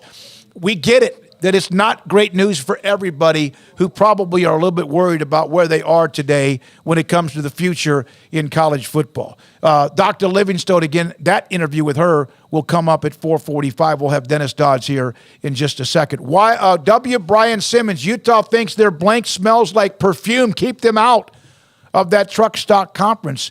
I seen that. I spoke with somebody who would know Utah, and they said, listen, the fans they're excited, they're passionate, they really think like we won the Pac-12 the last couple of years, but that the administration or those who run the school may not think that way, although Utah made it clear, Harlan and others made it really clear that they would rather stay, but everybody said that, no matter even as evidence mounted that it might end up otherwise. Matthew Meeks, Texas Tech would blow the dust off the border conference rivalries with Arizona, Arizona State. It should be a fun time. From Sarah, Dion liked my tweet today and made my day. Now this news ruined it. Sarah, thanks for that. Sorry about that. USC fans could care less about Utah. From Roger the Dodger, USC fan. This is a bit like frozen concentrated orange juice from Trading Places. From Sir Blah Blah Blah. From Shane Dog, Mountain West could actually be a good choice. Boise State, Nevada, San Diego State. How about them? From Camelo, Utah's a good program. BYU fans need to quit crying. I don't think, are they? I know that I know the rivalry. Believe me, we have discussed it ever since we had Brigham Young coming into town a couple of years ago. We get all that. So we understand that. So we'll see. Also, from Donovan Gillies, all four corner schools, Colorado, Utah, Arizona, and Arizona State are coming. From Michael Davis, Big 12, Mexico is looking like a better and better idea with each of these additions. Yes, because now you have that border state with Arizona. From Matt, if remaining Pac-12 schools want to save the Pac by adding schools from now, the Mountain West or the AAC, how can they afford the exit fees for those schools so the Pac is done? Well, I also could see the Mountain West and AAC forming a merger too eventually, because they might have to keep pace and financially and make it all work, and television and make it more exciting. Which I mean, again, this is also hard to wrangle my head around of how college football is going to look. No, it is. I don't even know the conferences now. I think this might help me get back together. I know you're going to tell us about Dennis just a second. John Erb, Brigham Young fans or BYU fans are not crying. We want this. So there's for the response to one that said Brigham Young fans are crying. So Utah and BYU fans are already going at it, and Utah's not even officially a part of the conference. And that's the way it's been forever. But look, rivalries are going to help drive things. Completely going to help drive things. John Erb, thanks for the super chat. Yep. But yeah, I think rivalry is going to help drive the television product of this. And Dennis didn't answer yet, but that doesn't mean that he won't call back. He just landed. He told me there was going to be a tight deadline of about 45 minutes, so we'll get to him when we possibly can. Brett Beeman, $5 super chat. We should call the newfound rivalry between Arizona State and Texas Tech the bar fight. That's really good. That's excellent. That is excellent. Matthew, you go trademark that right now. And I would too. Yeah, we'll sell some T-shirts. Matthew Meeks, I am happy. Brigham Young Utah fans are fighting against each other again. Regional rivalries are the lifeblood of college football, even though some of them are going the wayside. From Brett Beeman, $5. Thank you, Brett. We should call That's the what newfound. I just said. Oh, okay. I'm sorry. They're coming at me pretty fast right now. Brett's a good-looking good. He got a suit on. Looked like he's got a corsage on his left chest. Already trademarked that on Reddit. Thank you, Brett. Good. Right, thank you very much. I get fined $5 for a copyright infringement. Jonathan Barris, BYU fans are split. They would love to play Utah Thanksgiving weekend, but we're so sick of their arrogance. Utah fans are delusional and think they run the Big 12. They're not even in the conference yet, but I see, I've seen a little. Every fan base has idiots. Every fan base has overly passionate. And then for the most part, every fan base is pretty cool. Most of them are pretty cool. Don't be a puppet. 3 conferences putting in 12 teams to the playoffs. By 2024, when they start the 12-team playoff, whatever happens to the Pac-12, you wonder if they have to rewrite the way teams get in, what conferences are a part of it. Again, it's the top 6 rated conference champions, no matter what. It could be Mountain West, could be American. Well, see, and the reason it was written like that is it also protects you from, say the ACC has a bad year and the conference champion is the 15th ranked team in the country. Right. Well, then they wouldn't necessarily get in, and it protects you from having, or like, okay, let's say this. So say Clemson is undefeated going into the championship game, and they wind up playing in the championship game an 8-4 NC State. Okay. 8-4 NC State beats them, and even with that win and being 9-4, they're 16th in the country because they've got bad losses and they just had the greatest night of their life. Well, then Clemson's still going to get in the playoff because they're 12-1. But NC State, the conference champion of the ACC, wouldn't get it because, say, Tulane is 14-0 at this point, rolling through the season and ready to go. Well, you're going to take Tulane over NC State. So that was there. So, all right, super chat. Paul, I'll let you answer this one. Leroy Gumpus. Tech versus Arizona State. Hotter student body. Smoak. Go ahead. Which one? Well, here's the deal. I'm married and I don't notice those things anymore. That's how I answer that question. Emory. Texas Tech, ASU. Who's got the ASU all the way? Arizona State all the way. ASU all the way. My God. Here's the thing. What the answer from Levi or Emory should have been is, look, I'm not sure, but I'm willing to do research. And if you're out there with a grant to fund my trips to Lubbock and Tempe, I'm out there. Okay, from Pete Thamel. Just now, thank you, Levi Caraway, for sending this to me. Sources, both Arizona, Utah, and Arizona State have applied for formal membership to the Big 12 Conference, and there's a call tonight with the Big 12's presidents and chancellors to discuss their membership. Arizona applied and was approved today. There you go. The roller coaster of emotion. You think Dennis is ready? Let me try one more time. The roller coaster of emotions from... Just go ahead and break so I can get this. All right, I'm going to break here. But Garrett, again, Pete Thamel. Paul just read that in case you weren't listening. Utah and Arizona State have applied for formal membership to the Big 12 Conference. There's a call tonight with Big 12 presidents and chancellors to discuss their membership. Arizona applied and was approved yesterday. Ross Dellinger and Pete Thamel and Brett McMurphy and many others had that story yesterday evening. Coming up, Dennis Dodd, Dr. Livingstone, who might be on that conference call. What can she actually tell us? Next on ESPN, again, the 365 Sports. Excuse me. With so many companies and policies out there, it gets so confusing shopping for insurance, and I never know if I'm getting the policy that's right for me. Luckily, I met the team at the Niche Group Insurance Agency. With the Niche Group, you can go to one company and get access to coverage options from many insurance carriers, and you get to speak to a real person about your specific coverage needs. With the Niche Group, I know I'm getting the right coverage at the right price. If you need insurance, talk to the experts at the Niche Group at 1-800-258-8302. How did Edward Jones become one of the biggest financial service companies in the world? By not acting that way. Financial strategies, one-on-one advice, it's a big difference. And that's why Brad Wilson, your Edward Jones financial advisor, makes sense of investing. Experience the difference for yourself. Brad Wilson, 250 Sharon Drive in Woodway, 254-776-4337. Edward Jones, member SIPC. There are 26 letters in the alphabet, over 600,000 words in the dictionary, and just 3 of them said together can change everything. Let's order pizza. Those 3 words lead to dough made from scratch and 3 fresh signature cheeses that blanket golden crust in a heavenly melt on Marco's Pizza that'll blow your mind. So visit Marcos.com to order and stop by Marco's Pizza in Belmead, China Spring, Woodway, and in Robinson. Marco's. Pizza lovers get it. Dennis Dodd, CBS Sports, right here on 365 Sports. Craig Smoak off. He'll be back Monday. I'm David Smoak with Paul Catalina. Dennis, it appears as if the last part of the dominoes has fallen with Utah, Arizona State, and Arizona. It's just a matter of time. Your thoughts about today's events, and you've been all over this from the beginning.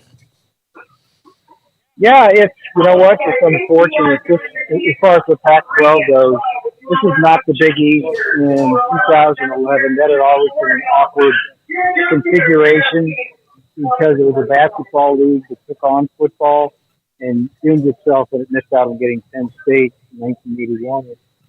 Big Ten got them. This is the Pac-12 is a 108-year-old conference, traditional.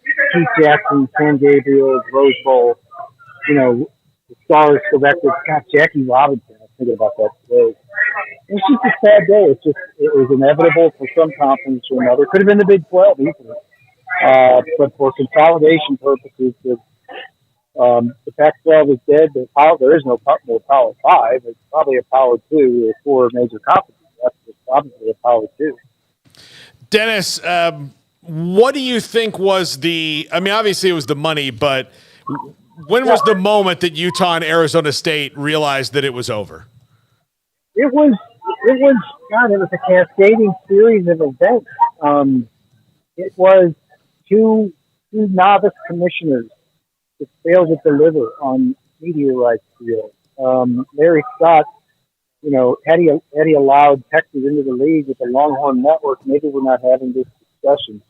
The Pac-12 network was an absolute disaster. George Kliavkoff, as good as he was, had never done a media rights deal. He employed a consultant, sports media partners out of Southern California that had done it, never done a media rights deal. And the money that Brett Yormark got on October 30th in their deal had been on the table for the Pac-12, and they rejected it. So, that's on them. And then it became, easier, where Brett Yormark, he's an aggressive guy. He talked those schools into coming over. Colorado was the first piece, and they were the easiest because they'd been in the league for 63 years. So the people there kind of knew what it looked like. And then as I'll tell you what spurred this right now, and I'm writing about it as we speak. The reason this is going to happen, and it had to happen by 2024 in the big picture, that's when the bidding will start on the new expanded playoff for 2026. And those rights holders who basically caused this disruption had to know where those teams were going to be before they bid on it. And that sounds crass and craven, but it's almost as simple as that. Dennis, does this happen with Utah and Arizona State if today's news with Oregon and Washington doesn't happen? I think that's the big picture. And again, I'm waiting till this is done to write about that. No one wanted to be the one that pulled the thread, whether it was Fox, whether it was Oregon or Washington, whether it was Arizona. And after Arizona did, or the Big 12 voted them in last night, then the next step would have been for them to accept. But there's some.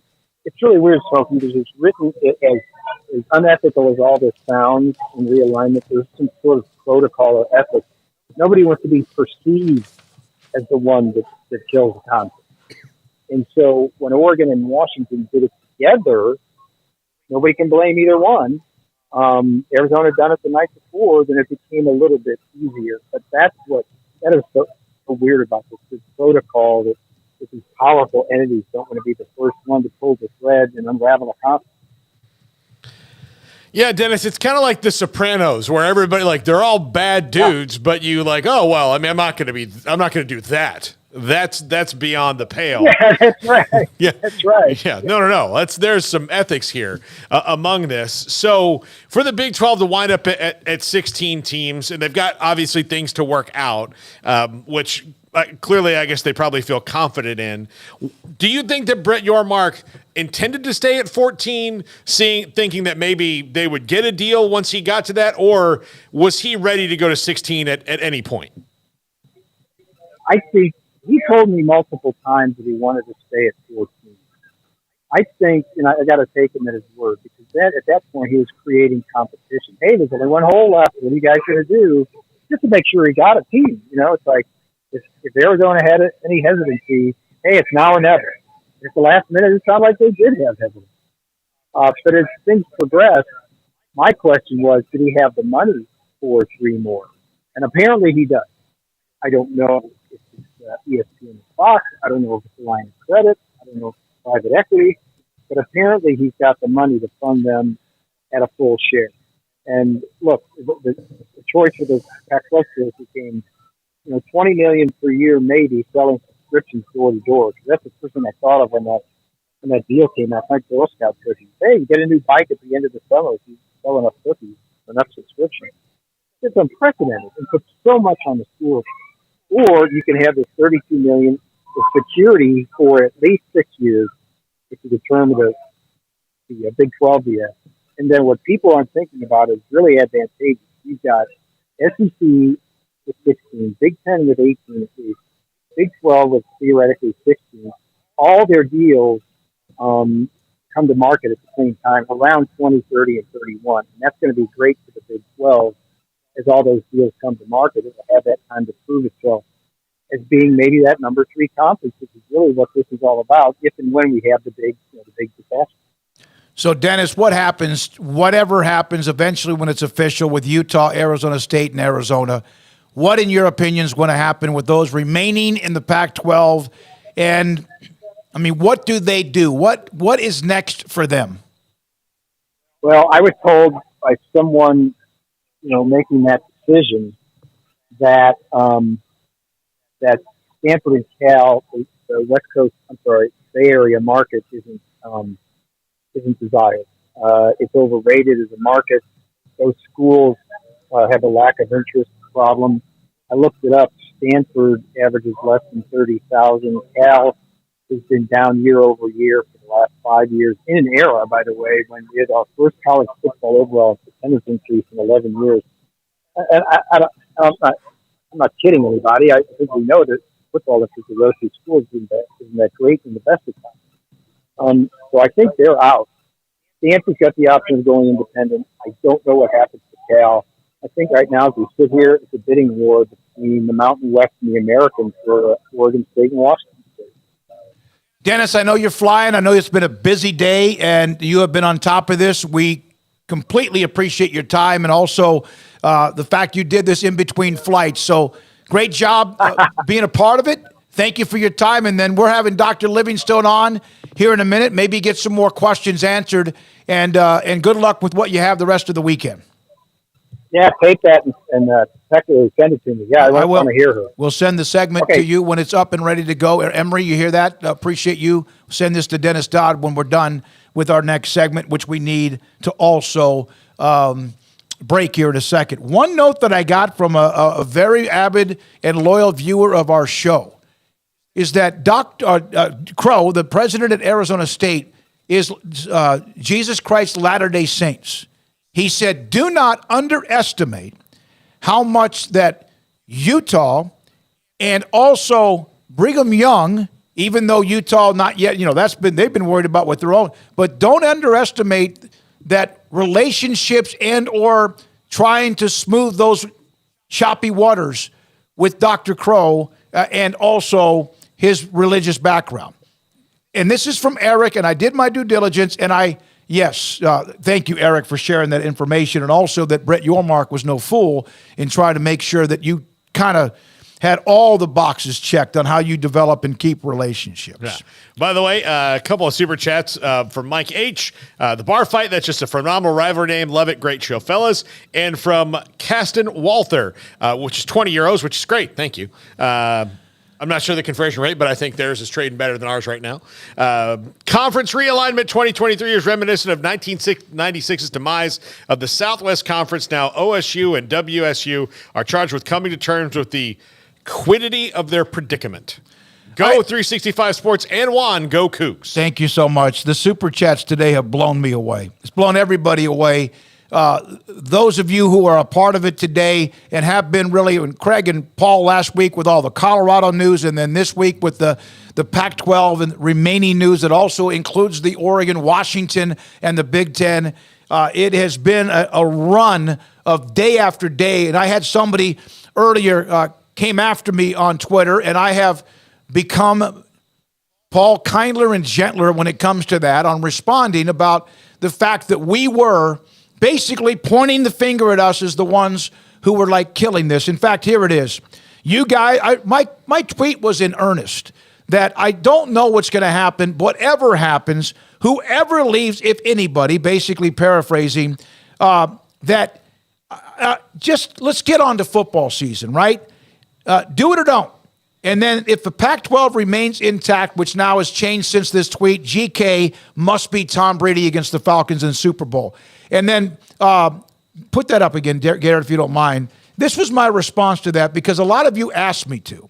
You guys were you were the ringleaders. This show was the ringleaders for Pac-12 death.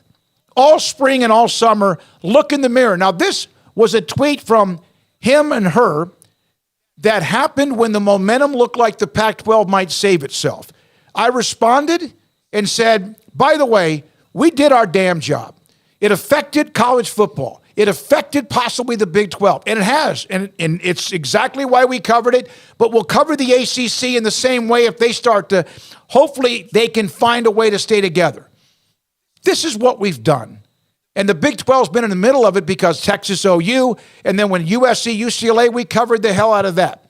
So I'm not going to get mad at you because I do that too much and have been a fool for doing it. But if you want to point the finger at us for helping break apart the Pac-12, you're giving us way too much damn credit, but thank you for validating what we have covered for the last, 3.5 years since we came on the show. I am super pumped to find out that I am this powerful, and I'm going to start using it for more things. Yes. I would like a free car. Yes. All right, when we come back My mortgage rate is too high. You're not supposed to yell. Fix it. I'm powerful. We have new rules in the studio. Yeah. Garrett, why'd you just drop your head and laugh? I'm not nuts about my health insurance. Stop. Nothing. I'm just trying. Listen, Soki, I've been given this suspending power. you for the rest of the weekend. Listen, I've been given this power as a power broker. Oh, God. I'm going to broker some power. No, we should. I want a new car, too. Yeah. Although I love the one I got, the 2017 Ford Explorer that I got from Alan Samuels, Dodge Chrysler Jeep Ram Fiat. I would like America to switch to God, Japanese can we toilets. take a break, please? Japanese toilets for all Everyone Americans. has a bidet, right? Yes. They have dryers in them, too. It's fantastic. Oh. All right. When we come back, Dr. Linda Livingstone, chair of the Board of Governors in the Big 12 and Baylor president, is next on 365 Sports. Are you done? Yes. All right, August. This is what I just got today from Ted Teague at Alan Samuels, Dodge Chrysler Jeep Ram Fiat. All Ram 1,500 crew cabs, Lone Stars, and Bighorns are 20% off MSRP. I've never seen it that number. I've seen 10% off. I don't think I've ever seen 20% off of MSRP or 2.9% financing for 72 months.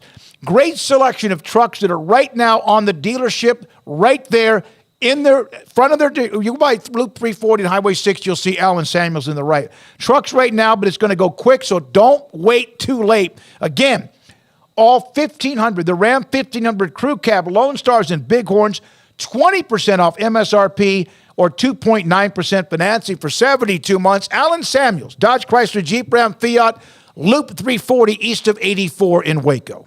I hate my job, but I don't mind getting up in the morning.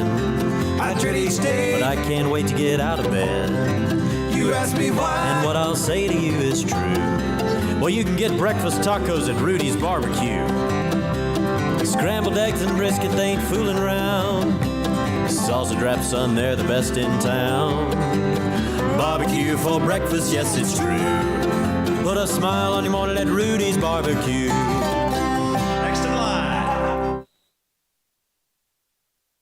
Boozers is the wedding ring store and more. If you're ready to get engaged or already married and want to upgrade your wife's ring for a special anniversary, Boozers is the place to go. With the largest selection of premier quality diamond engagement rings and wedding rings in Central Texas. They have 7 cases with over 300 styles of rings from top designers like Natalie Kay. Choose from yellow, white, or rose gold, plus beautiful top quality loose diamonds. With an in-house jeweler, they can also custom make anything you want. Bring in a picture or drawing and let Boozers Boozers create your one-of-a-kind pendant or ring. They can even use some of your old gold and diamond jewelry to create something new. At Boozers, you'll find a great selection of quality timepieces, and Boozers is the place for expert watch maintenance and repairs, too. They specialize in expert Rolex watch repair for fine jewelry, watches, custom work, and more. Go to Boozers on Valley Mills and Lake Air Drive in Waco. Boozers, the wedding ring store and more.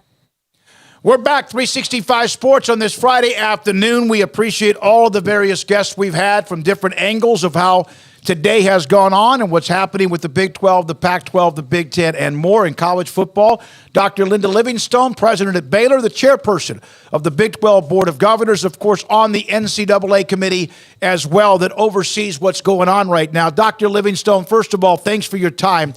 So has the Big 12 added anybody today?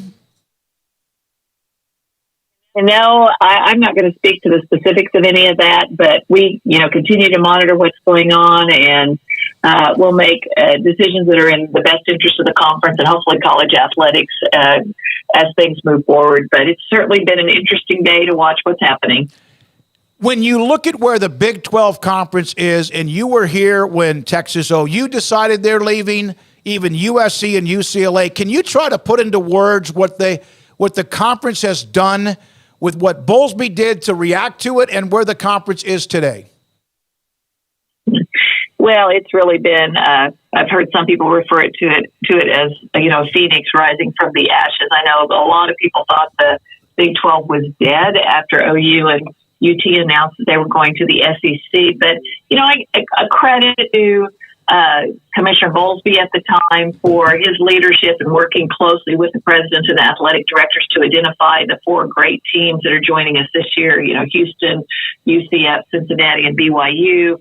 And then for the presidents and the athletic directors continuing to work together as we selected a new commissioner, and then as we've really kind of navigated what's going on recently, there's just a lot of sense of collaboration and common values that I think have been really, really important to us to help us to hold together and to make decisions that have been really important for not just the immediate success of the conference, but to set us up for the long term and for long-term stability and success. And, there's certainly more than one time in the history of this conference people didn't think it was going to survive. So a lot of credit to those folks that have been around even longer than me that have helped hold things together and really been committed to the conference and its success. In the long-term picture of college athletics, the wheel is going to keep spinning and things will keep changing and things will have to mold to new realities. But do you see an end game for what college athletics wants to be with these conferences growing and growing so that it gets to a point where it reaches a stasis? Well, I certainly hope we get to that point of stasis. I think this drama every summer is hard on institutions, certainly hard on conferences. It's hard on our fan bases. It makes our coaches just crazy, right? And so I do think we need to get to a place of stability. After we get through whatever transpires this summer, will we be at that place? I don't know. I think we've thought that off and on over several years, and we haven't seen that yet. But I do think there's going to have to be a point where things settle down. I just don't know that I could predict when exactly that's going to be. I think at one point I kind of thought once the Power Five all got their media deals taken care of this time around, we would at least see some stability for the next 4 or 5 years until the next round of media deals came up. But of course, no one predicted what was going to happen to the Pac-12 happening this way, even after USC and UCLA left. So I think we're, still going to have to pay close attention and to see kind of where things go in the next several years. You are, of course, involved in all of the different working groups and committees and all the things you've done with the NCAA as it tries to move into modern governance in college athletics. And there are bills in Congress right now that Charlie Baker has gotten through that you guys have gotten some senators to do some things. They're different, and we don't know which one will even get to, through committees and all those different things to get onto the floor. Do you think that any of this realignment slows those processes and hurts it in the public eye because people can see that as these are schools just going for a big money grab, why do I need the government to get involved in regulating any of this if they're not going to slow down hurting my team or moving my team to a place that I don't know if I really want them to be? Yeah. No, I mean, it's a really fair question. And we haven't heard any of that yet in the conversations we've been having in Washington, D.C. But as we know, people feel very deeply about their institutions and their college athletic programs. I do think what we're trying to do with federal legislation is to help bring some stability and consistency and, frankly, some protection to our student athletes in regards to the NIL landscape. And I think to some extent, some of that might help with this because it does mean that everybody's playing from the same rule book as it relates to NIL, which is not the case right now. It should be, since we have NCAA rules around it, but because the state laws are so different, it makes that a bit challenging. So I think anything we can do at the conference level, at the NCAA level, and certainly in partnership with the federal government to bring some consistency and stability, it helps. But I would also say we've seen lots of consolidation and lots of change in a lot of industries over the last 10 to 15 years as financial models change, as markets change. And so I don't know that it's surprising that it's happening in college athletics because it's happened in lots of other industries.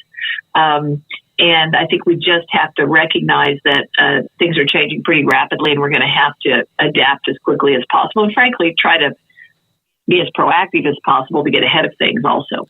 Dr. Livingstone, if in fact the news from today and when it is official and the time zones that the Big 12 is a part of, how much of the concerns about travel come up during any of the meetings as you continue to expand?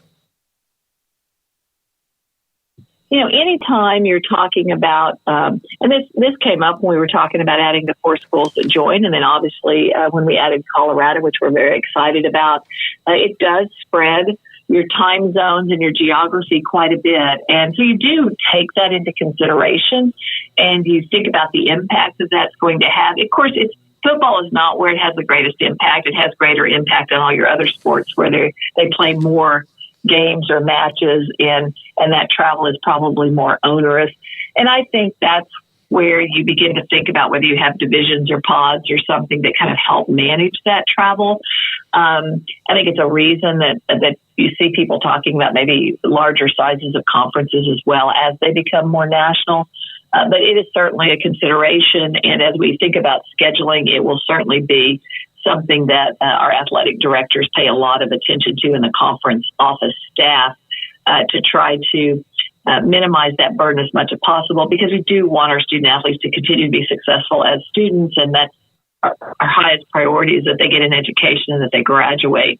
And so you want to make sure what you're doing from a scheduling perspective minimizes the impact on that as much as possible. Dr. Linda Livingstone, President, Baylor University, the chairperson of the Big 12 Board of Governors, a part of that, what was important, that NCAA Transformational Committee. So right now, the Big 12 in 2024 has 13 teams. It could have 16 teams. Do you think that if the number was to get to 16, when everything becomes official, is that the cap number? Do you feel like what's the advantage of being at 13, 14, or 16? I think in some ways there are benefits to having even numbers of schools from a football scheduling perspective, from what I understand. I don't do football scheduling. We leave that to the conference staff and to the athletic directors. So I think that certainly is a consideration from a scheduling perspective.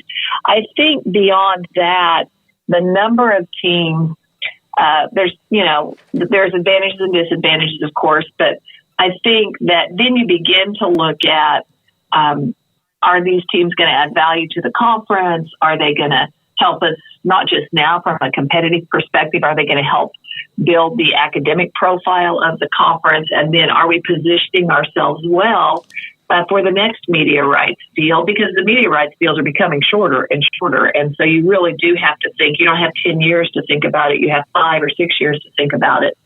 And so I think you're thinking kind of long term about the stability of the conference, the quality of the conference, both athletically and academically. And then you also factor in what's the impact of this going to be on travel and on scheduling and on kind of the quality of life of our student athletes. And so all of those factors come into play as you think about what the right number is, and then what are the right schools to bring on board.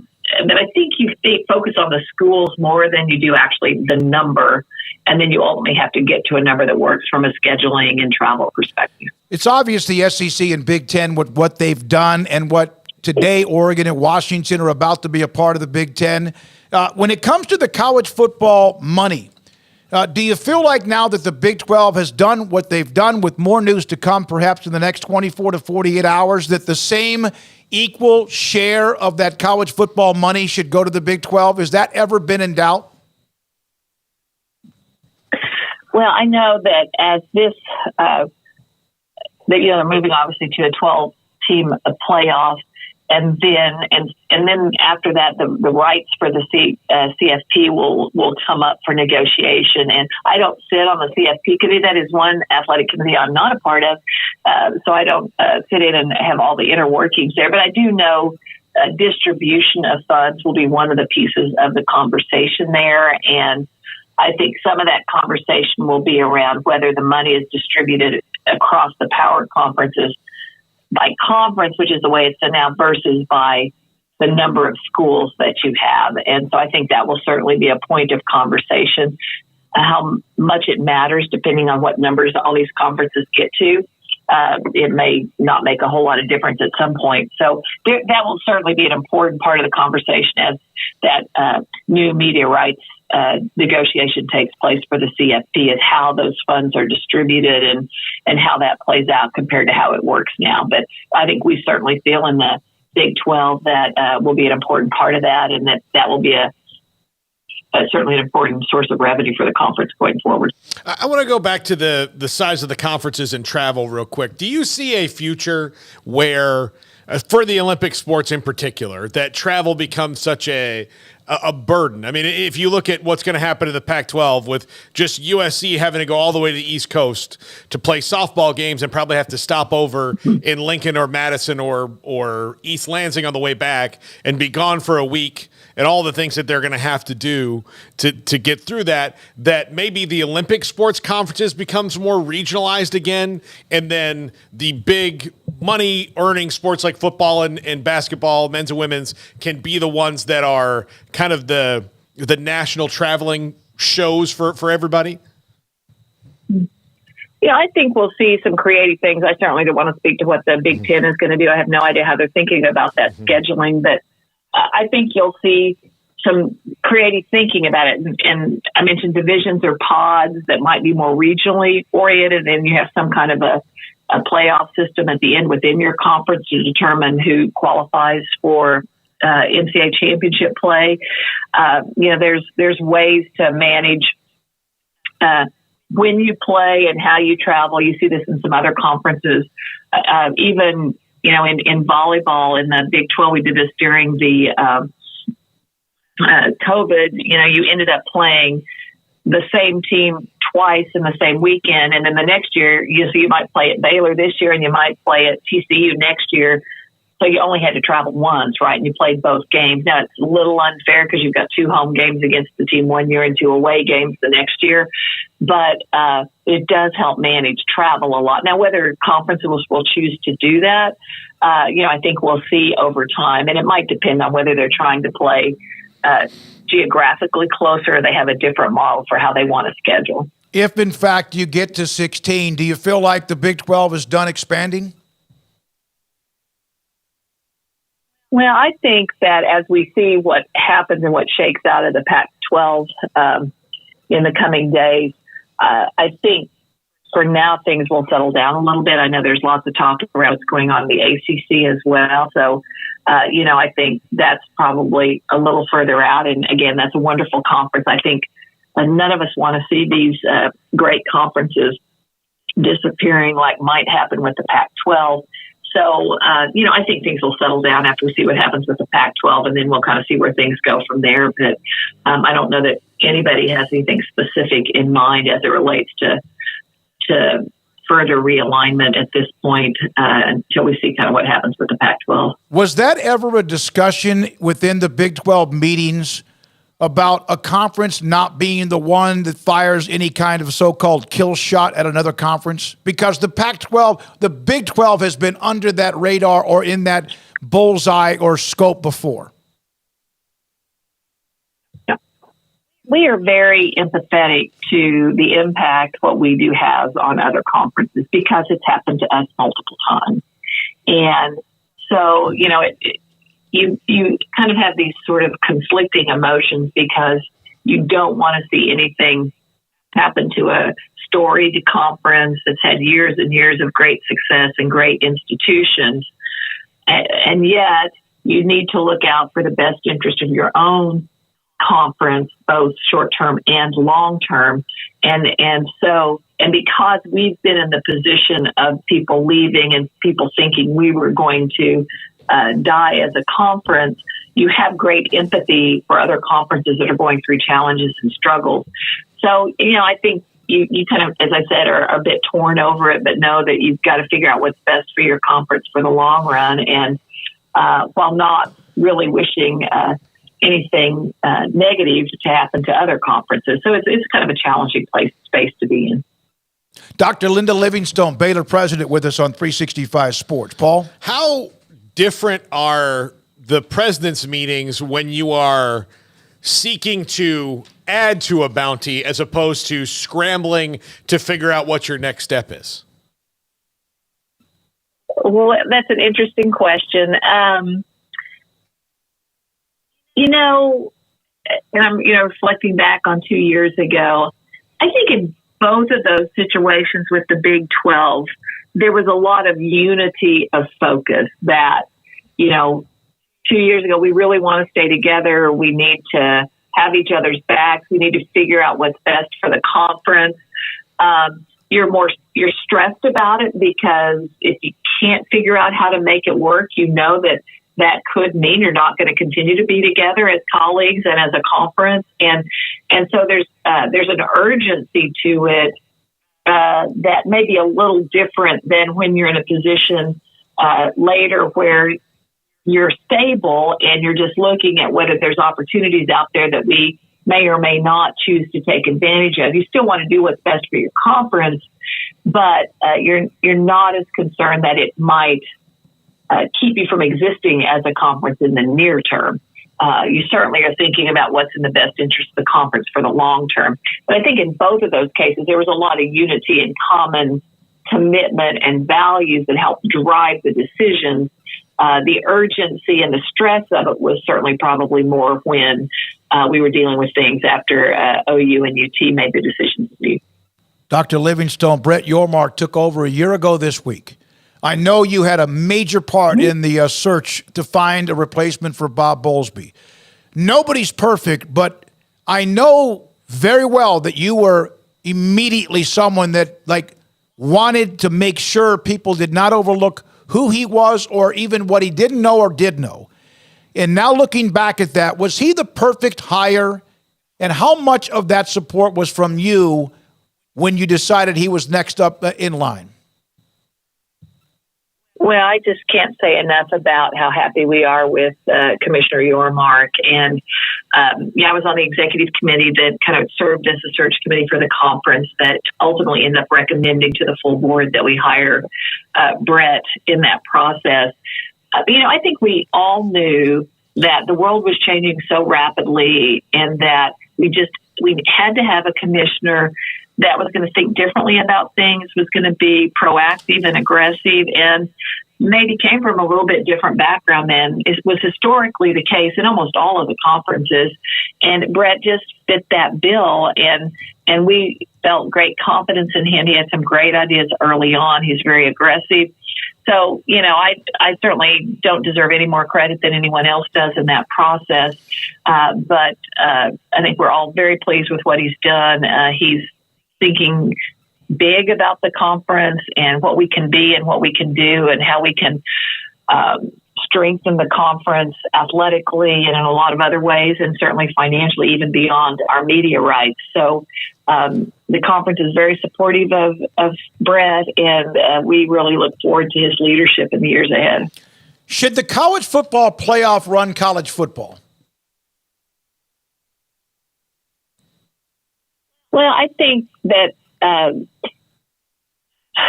one of the challenges we have is thinking about, because college football is not independent in our institutions from all of the rest of our sports and from the rest of our athletic department and from the rest of the university. And so I think finding ways to work together and to collaborate between what the CFP does and what the NCAA does is a really healthy and good model. And, you know, the NCAA is working on a lot of things internally on how we delegate responsibility down to the divisions and to the conferences.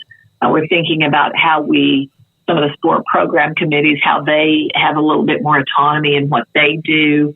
And so I think as we do that work and we work with the conferences and the institutions on that, we're really trying to figure out how to simplify and streamline administratively what we do, decision making, and what we do that will help institutions and frankly our conferences navigate a lot of these things that we're doing. So I think, you know, working closely between the NCAA and the CFP is probably a model that can be successful so that football's not so independent that it doesn't fit well or engage properly with our other sports on our campuses. As a former student athlete, Dr. Livingstone, what are your thoughts about the partnership with players, perhaps even short of them being employees as we move forward? Well, I think that we've got to continue to evaluate how we're supporting our student athletes and how we're ensuring that they're having the best opportunity they have athletically to be successful, and how they can have the best opportunity to be successful academically. And then what are the supports we need to provide around that, whether it's around health and safety, mental health, academics, financial literacy, and so many other things. And we've made a lot of strides in recent years in providing more support for our student athletes. Certainly, the educational benefits we provide now and what we call kind of the Alston payments, the full cost of attendance, has been significant for student athletes from a financial perspective. And then opening up NIL opportunities. We want our student athletes to have legitimate NIL opportunities. We do not want NIL to be used as inducement and not be true, legitimate name, image, and likeness support. Student athletes and employees is just very inconsistent with expecting our student athletes to be students first and athletes second, and to be designed to help them to be successful academically. Most of them are not going to be professional athletes, or if they are, they're not going to be professional athletes for most of their adult life. So we've got to maintain the integrity of the academic component of their experience, and putting an employment model on top of that just doesn't seem to align well with the importance of the student part of their experience on our campuses.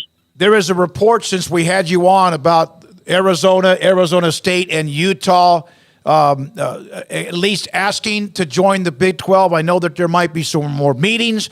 I know, and I'm not trying to put you on the spot, that you can't specifically say something that's not yet official, but do you feel like today or in the next 24 hours could be a massive part of Big 12's future and also history?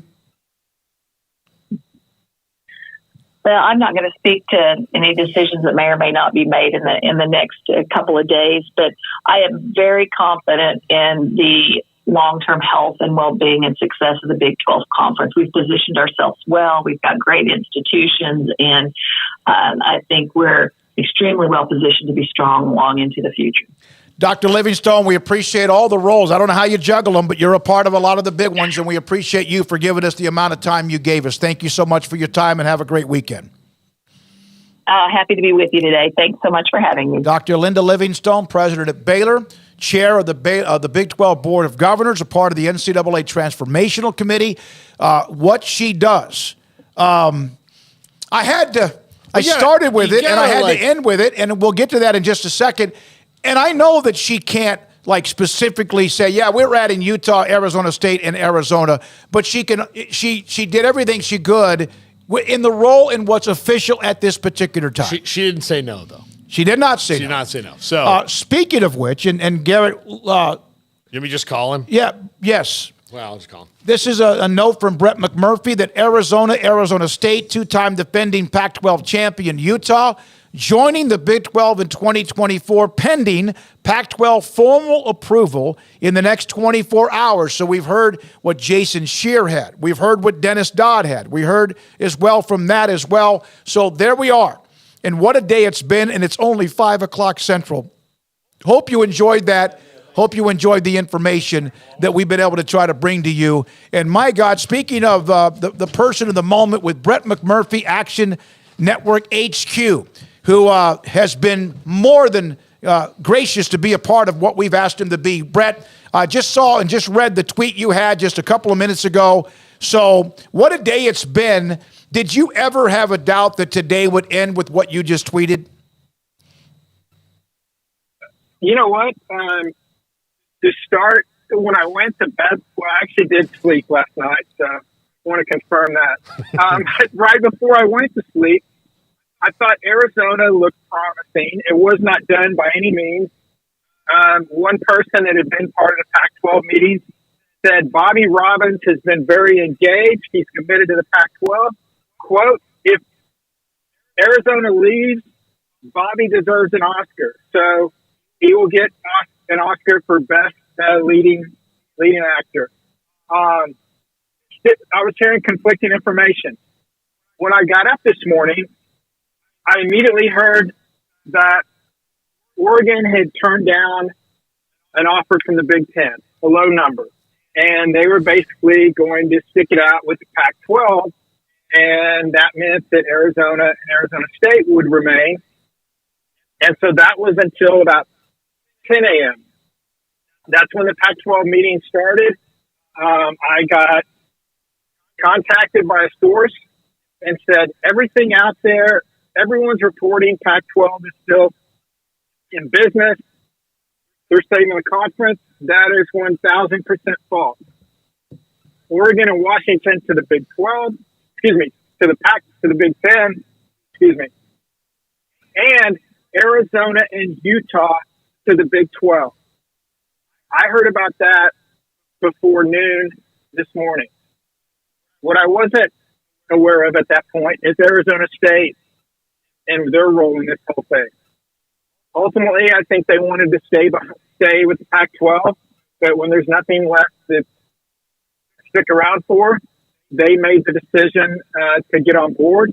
And then, when Oregon and Washington got out to the Big Ten, then it was just a formality for those other guys to come in. I do think that there were some negotiations there. I don't know specifically any numbers or anything yet regarding the new Big 12 members. But, I'm sure, it would have been I didn't expect them to only take 2 of the 3 and then go find a Group 5 team. I mean, it makes sense to bring in the 4 corner schools. And also a lot of people, and I tweeted this, ESPN no longer has the 4 biggest brands on the West Coast, USC, UCLA, Oregon, and Washington, all those guys to the Big Ten.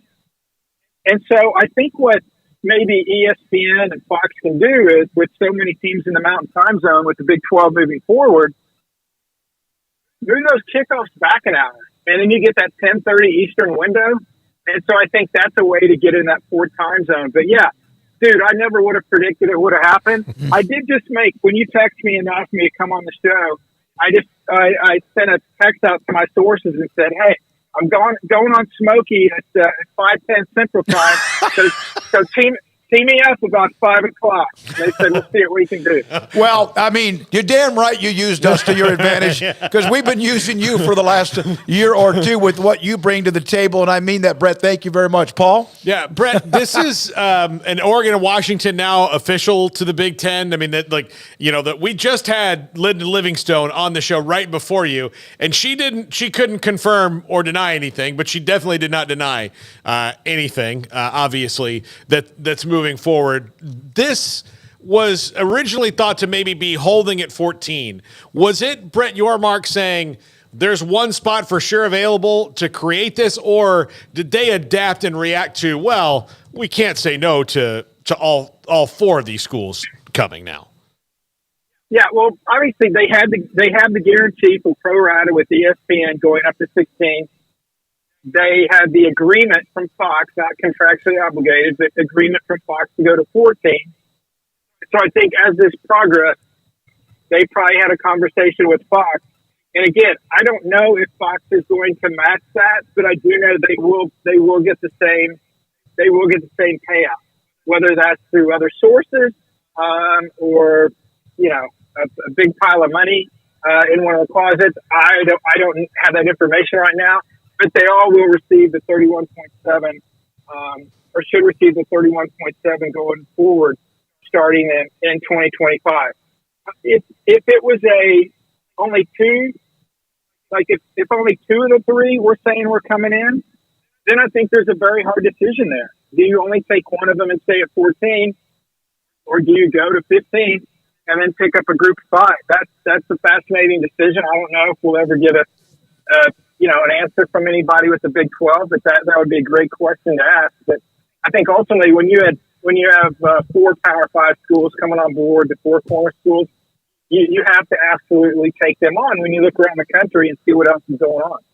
Brett, are they done? The Big 12, are they done? We just had Dr. Livingstone. I think it kind of, based on her answer, it feels that way. But now we have conferences that are moving above 16. The Big 12 is part of one with 16. You feel like this is it for them? And does this position them whenever the next realignment phase occurs in the next 5 to 7 years where they're going to be a major player in it? Yeah, they're done at 16 unless Oklahoma and Texas decide they want to come back. So don't hold your breath on that one. Yeah, I think they're in great position. And again, this is, and people look at the short term. They're like, well, Colorado's coming off. They're 1-11, 3-9, whatever they were. Arizona hasn't won anything in X number of years. This isn't a 2 or 3 year decision, guys. This is a 20-year decision. And unfortunately, we don't know what's going to happen with the Pac-12. Are they going to merge with the Mountain West? They can't. I think they're going to have to, because they're not going to be able to add enough members. Because even if the Pac-12 wants to add members, who's going to pay $34 million to go join that conference? So what this does is we got one more year of the 14 playoffs, and we got 2 years of the 12-team playoff. So 4 years from now, we start the new 12-team playoff, which, yes, we'll have 12 teams. That's the only thing we know. We don't know how that's going to be formatted. Is it going to be the highest-ranked, 5 highest-ranked conference champions, the 4 highest-ranked conference champions? Will it still be 6? Will it be more enlarges? Will it simply be the highest-ranked teams? We don't know. They've got to go that out. But believe me, the Big 12, again, Big 10 and SEC, clear-cut 1 and 2, that's never, ever going to change. After that, though, the Big 12 is sitting pretty. And also, oh, by the way, you guys saw the Florida State Board of Trustee meeting the other day. I think it was a sequel to Oppenheimer. But, I mean, that thing, what's going to happen with the ACC? And now if they start losing people to the SEC or to the Big Ten, then, yeah, absolutely, the Big 12 is in great position moving forward. But, yeah, I don't see – to get back to your original question, I don't see them adding anybody right now. There's nobody, the cliche, I've said it 100 times with you guys, nobody adds value that's available. But now they're in a great position of strength. They're locked in through 2031. And, hey, who knows what's going to happen in 6 years. If I would have talked to you guys, and I probably did 6 years ago, and I would have said, hey, guess what, in 6 years, Big 12 is going to have 16, OU and Texas are gone, and Big 12 is going to be the number 3 conference in the country, you would say, well, apparently the Action Network doesn't do drug tests. But that's where we're at right now. Brett, with the Oregon and Washington going to the Big Ten and that kind of shaking out how it did, how did the sentiments of the Big Ten change on giving them a partial share, adding in the travel, and USC in particular not wanting those schools in because they kind of wanted this themselves for a little while? Yeah, and I thought that the Big Ten would wait because I had been told that, I think others had too, they didn't want to be, viewed as the one that, fired the kill shot on the Pac-12. Although, I mentioned the other day, they started the fire. I think ultimately they just, NBC and CBS and Fox, you've got three major networks that want as many marquee games as you can get. So you're adding two big brands out west to go with USC and UCLA. And so that's only going to increase the value of your TV deal and bring up more high-profile marquee matchups. It is NFL-like. And they're sitting at 18. I think they'll get to 20. I honestly don't know who. Do they send a lifeline to Stanford and Cal, or do they wait to see what happens in the ACC? I think they get to 20 at some point. I don't think the SEC wants to expand. But if the Big Ten goes to 20, the SEC is not staying at 16 unless nobody can get out of the ACC. Then they would stand down at 16. So I think the Big Ten just looked at, again, this isn't a 1, 2, or 3 year play. This is 5, 10, 20 years down the future. It's kind of like you're playing a pickup game. Do you want to have the first pick and get who's available, or do you want to wait for the last pick, which is kind of where the Pac-12 is, and pick who's left? And then you get down to picking last. There really aren't any good options. So that's why I think the Big Ten decided that we need to go ahead and make this thing work. And one last thing, those guys coming in early in the Big Ten, they will not get full shares, but they still will be making more than they would have made if they stayed behind in the Pac-12. Okay, so let's, if you don't mind, go back over this. 3 teams are entering. We know Arizona, Arizona State, Utah. That's just a matter of being official. They will be getting the full share like Colorado?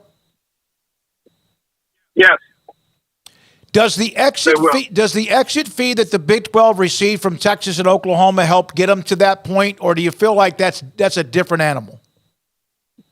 That is a possibility. Okay. Because what I was told about the Big Ten, and I haven't seen the final numbers that have come out, but the Big Ten initially was talking Oregon and Washington in the 30 range, 30 million per school per year. But to actually get that number up to around 40, they were actually, for lack of a better description, almost taking out a loan so that those guys could get up to 40. The other schools, I think the first year will be at 50, and then they'll keep moving up. And then after a few years, then Oregon and Washington will be a full-fledged member, and then they would either pay back that money that they were, quote, loaned, or I talked to one guy that I really trust that knows how these things work, and he thinks they'll just wipe it away and say, yeah, don't worry about it. You don't have to pay that back. You're good. I do not know how the Big 12 is going to do that concerning schools 15 and 16, but I do know that they will get the same number as Colorado. Okay.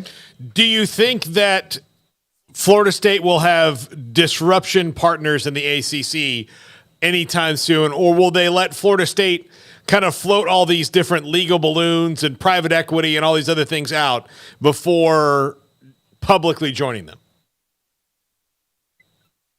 I think I'm fairly confident in saying that, and you can say this and play it back for me, Florida State will be the first one over the wall. Now, whether that happens before August 15th or after August 15th, that's yet to be determined. I do think once they get over the wall and they take a rain of bullets, I think you're going to see some more folks jump over the wall. It's easy to get over the wall, but as you guys know, how do you get out of 12 years worth of grant of rights? So that would be tricky. You can get over the wall, but if you can't get out of the grant of rights, you're not going to be attracted to any conference. Obviously, the Big Ten or the SEC. So that's the tricky part for Florida State and any of the other ACC schools. Brett, I know you got to go, and I do appreciate it, but now that the Pac-12 is obviously more than wobbly with what's happened, which now could be 5 more teams, or will be 5 more teams, do they remain a Power 5, or if they are, what must they do to get there? Well, so like I said, we only have 3 years left in the current system. So I honestly don't know the fine print as far as what you must do to remain a autonomy 5 conference. You can't be a conference with 4 members. So, the other thing is, if they go to the Mountain West, you can't suddenly rename the Mountain West to Pac-12 and say, okay, you guys get all the benefits Pac-12 has. And then also, there's a lot of going down the rabbit hole. Who gets the NCAA basketball tournament units and stuff? Right. If there's no longer a conference, do those just stick with the school? I'm sure that's something that the college football playoff will have to figure out. Good news is they've got a year to figure that out. But yeah, if they can't get back up to the minimum number for a conference, I believe it's 8. Correct me if I'm wrong. Then yeah, they're not going to be an autonomous 5 conference anymore. And I've kind of always thought this. When we went from the BCS to the 14 playoff, we used to have the 6 automatic qualifying conferences. The Big East was one of those 6. Well, what happened? We go to the 14 playoff, and they decide, you know what? The Big East, you lost Pitt and Syracuse. You're no longer a major conference. So now we're gonna have the autonomous 5 conferences, and the Big East is just out. I mean, the Big East screamed and kicked and did everything to try to keep that from happening, but ultimately they only had 1 vote, and so they were done with. So now, kind of the same format. We're going in 2026 to a new format with the playoff, the end of the current 12-year run. Do we then also cut it back from 5 autonomous or power conferences? Do we cut that back to 4? Do we cut that back to 3? That's to be seen. But yeah, I don't know specifically for the final 2 years of this deal what's going to happen with the Pac-12. But if they don't have 8 members, they're not a conference, so they still can't be that. And then how do you look? The Pac-12 gets a giant slice of the pie, the money from the college football playoff. Where does that money go? Is it distributed between all the other conferences? Will it stick with the power conferences? Will everyone get an equal share? Again, all these things got to be worked out, and certainly being in the Big 12 position, where currently you're number 3 at the table, it carries a lot more power and clout than if you're certainly through the Pac-12 or you're in one of the Group 5 conferences. Brett, before we let you go, I just saw this as you were mentioning the playoff from Stuart Mandel. There's the question of whether the 12-team CFP will still reserve 6 spots for conference champions in 2024. Executive Director Bill Hancock told him it's too soon to say. The CFP Management Committee and the board will discuss the future format when it becomes appropriate. So, yeah, they're not going to do anything now because they don't know what's going to happen in the next 2 weeks. I mean, so doing anything now would be drawing the contract up, in sand, next to the beach. It's going to get washed away in 2 minutes. So that's not surprising. But they do have to figure that out. They've got to figure that out. They've also got to figure out going forward with the 12-team playoff that starts in 4 years. That model. How are they going to do it? Just because we're doing it a certain way in 24 and 25 does not necessarily mean that's what we're going to have moving forward. And in fact, I would almost guarantee it's not going to be the same because the Big Ten and SEC will have the biggest input on what that's going to look like going forward. Brett, thank you, buddy. I mean, seriously, thank you. Great job. What a roller coaster earlier this morning and what it is now and what it will be this weekend. Thank you so much. We do appreciate it. Make sure you do text me that address, okay? Thank you so much for your time. Have hopefully a relaxing and somewhat great weekend. I appreciate it. And anytime, guys, good talking to you. That's it. Brett McMurphy, who, again, leveraged us. Yeah. Look, before he tweeted that Arizona State, and Utah were coming in. Hey, I've got to say thank you to somebody who watches our show every day and sends me a ton of tweets. His name's Dylan Vance. He's a West Virginia fan. Dylan sends me tweets all day long. Great stuff. And I thank you, Dylan. Dylan sent me that tweet And I responded to him like, he's on in 2 minutes. Literally, we're about to say goodbye to Dr. Livingstone. We blew through the break there because, we're supposed to have him on at 5:10. I'm calling him at 5:10. Let's roll and get this. And he tweeted that, and then he's on our show. That's great. Look, synergy for us in Action Network. Hey, HQ, love it. It was, that's as soon after news is broken that I think we've gotten the person who broke it on ever. But yeah, that was great. That was really good. It was incredible. Garrett, I just sent you whatever I sent you prior to that. Let's summarize. Jake Plummer's going to join us here maybe in the next 5 minutes or so, former Arizona State great. So, Garrett, I just sent you one with a statement from both Washington and also a statement from Oregon, or at least a note from Oregon on what they're doing. So to summarize, right now, it's just a matter of approval. The Big 12, although it appears as if the votes are there, that Utah, Arizona, and Arizona State will be joining the Big 12 Conference effective next school year, 24-25. That adds to Colorado.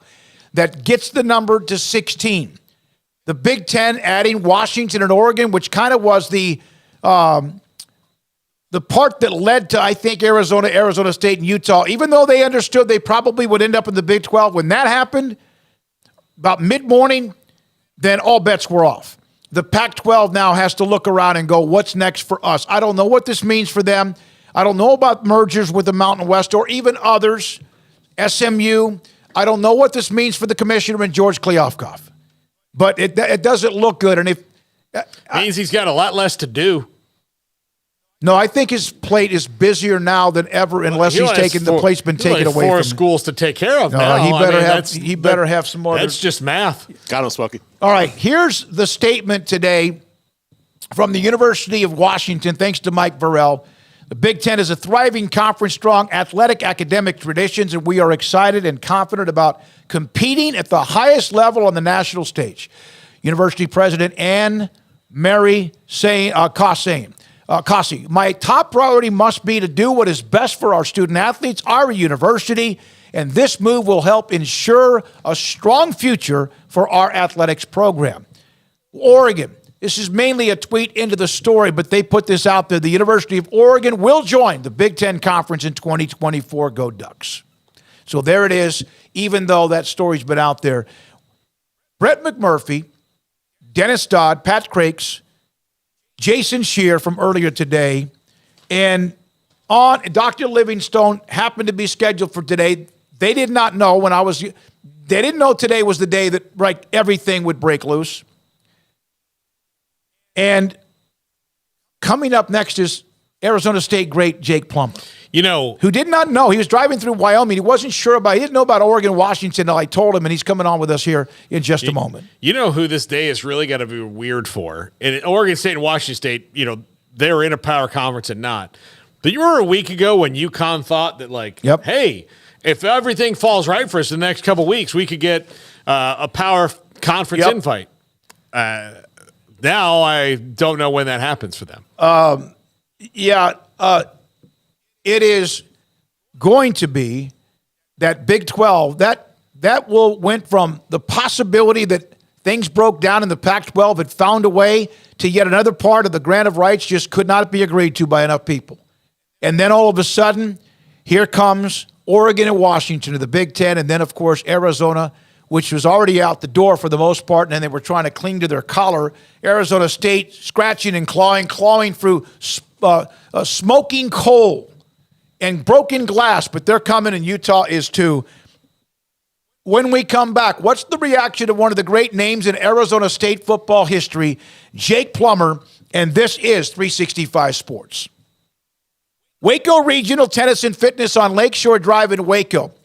What they added yet another Stairmaster machine today.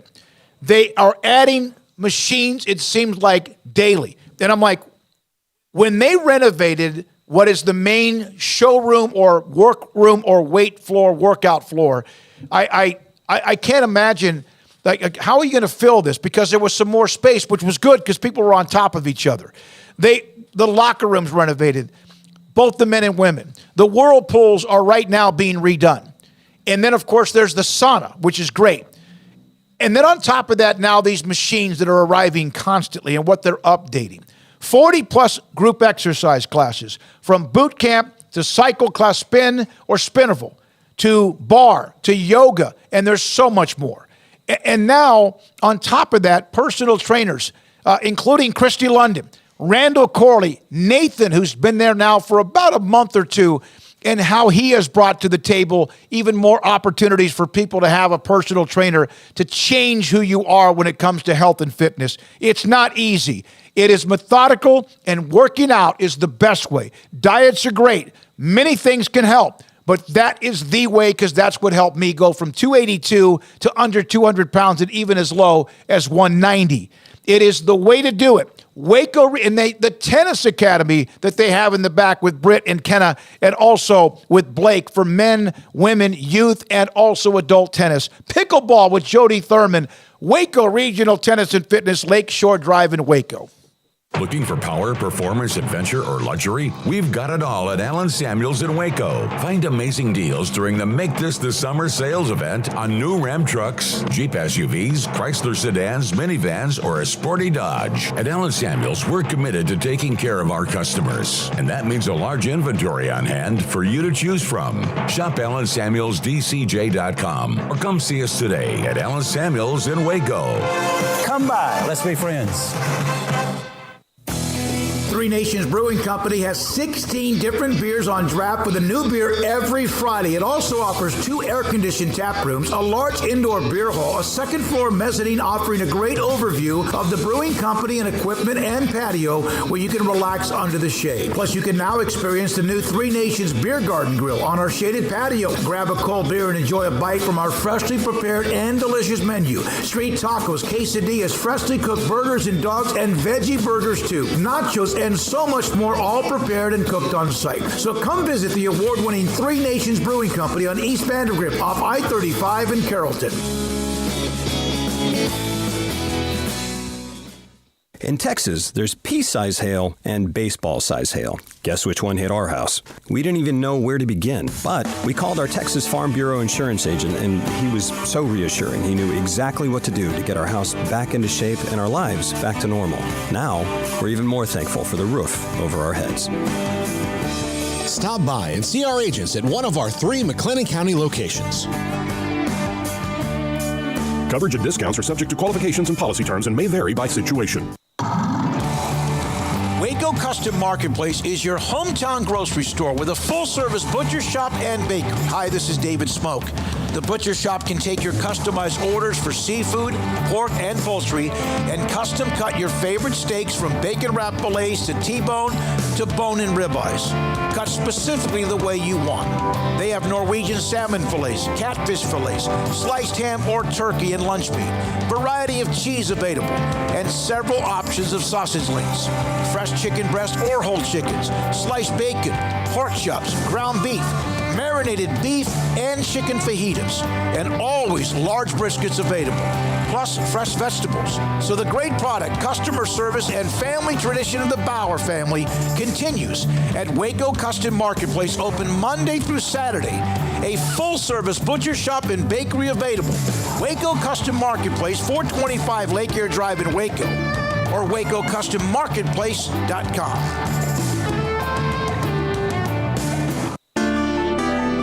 It takes time to reach goals. It's a truth that applies to more than sports. It goes for your financial goals as well. You work hard for your money, and you deserve an investment strategy that lines up with your game plan. And Chuck Verno, your Edward Jones financial advisor, can help. If financial investments aren't putting forth the effort you desire, stop by today for a financial review. Chuck Verno, 720 North 64th Street in Waco, 254-732-1161. Edward Jones, member SIPC.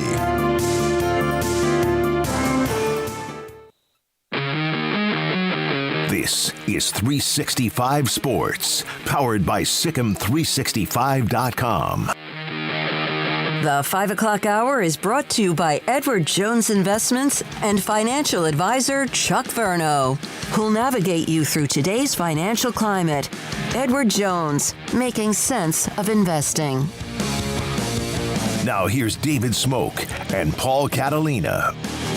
Well, we have had quite the day. It's been quite the last couple of weeks. Colorado last week, and today it'll all work out tonight. You will probably hear something official with Utah, Arizona, Arizona State. They have, again, they're applying. We knew Arizona was ahead of the curve. Utah and Arizona State right behind that curve, and maybe Utah second.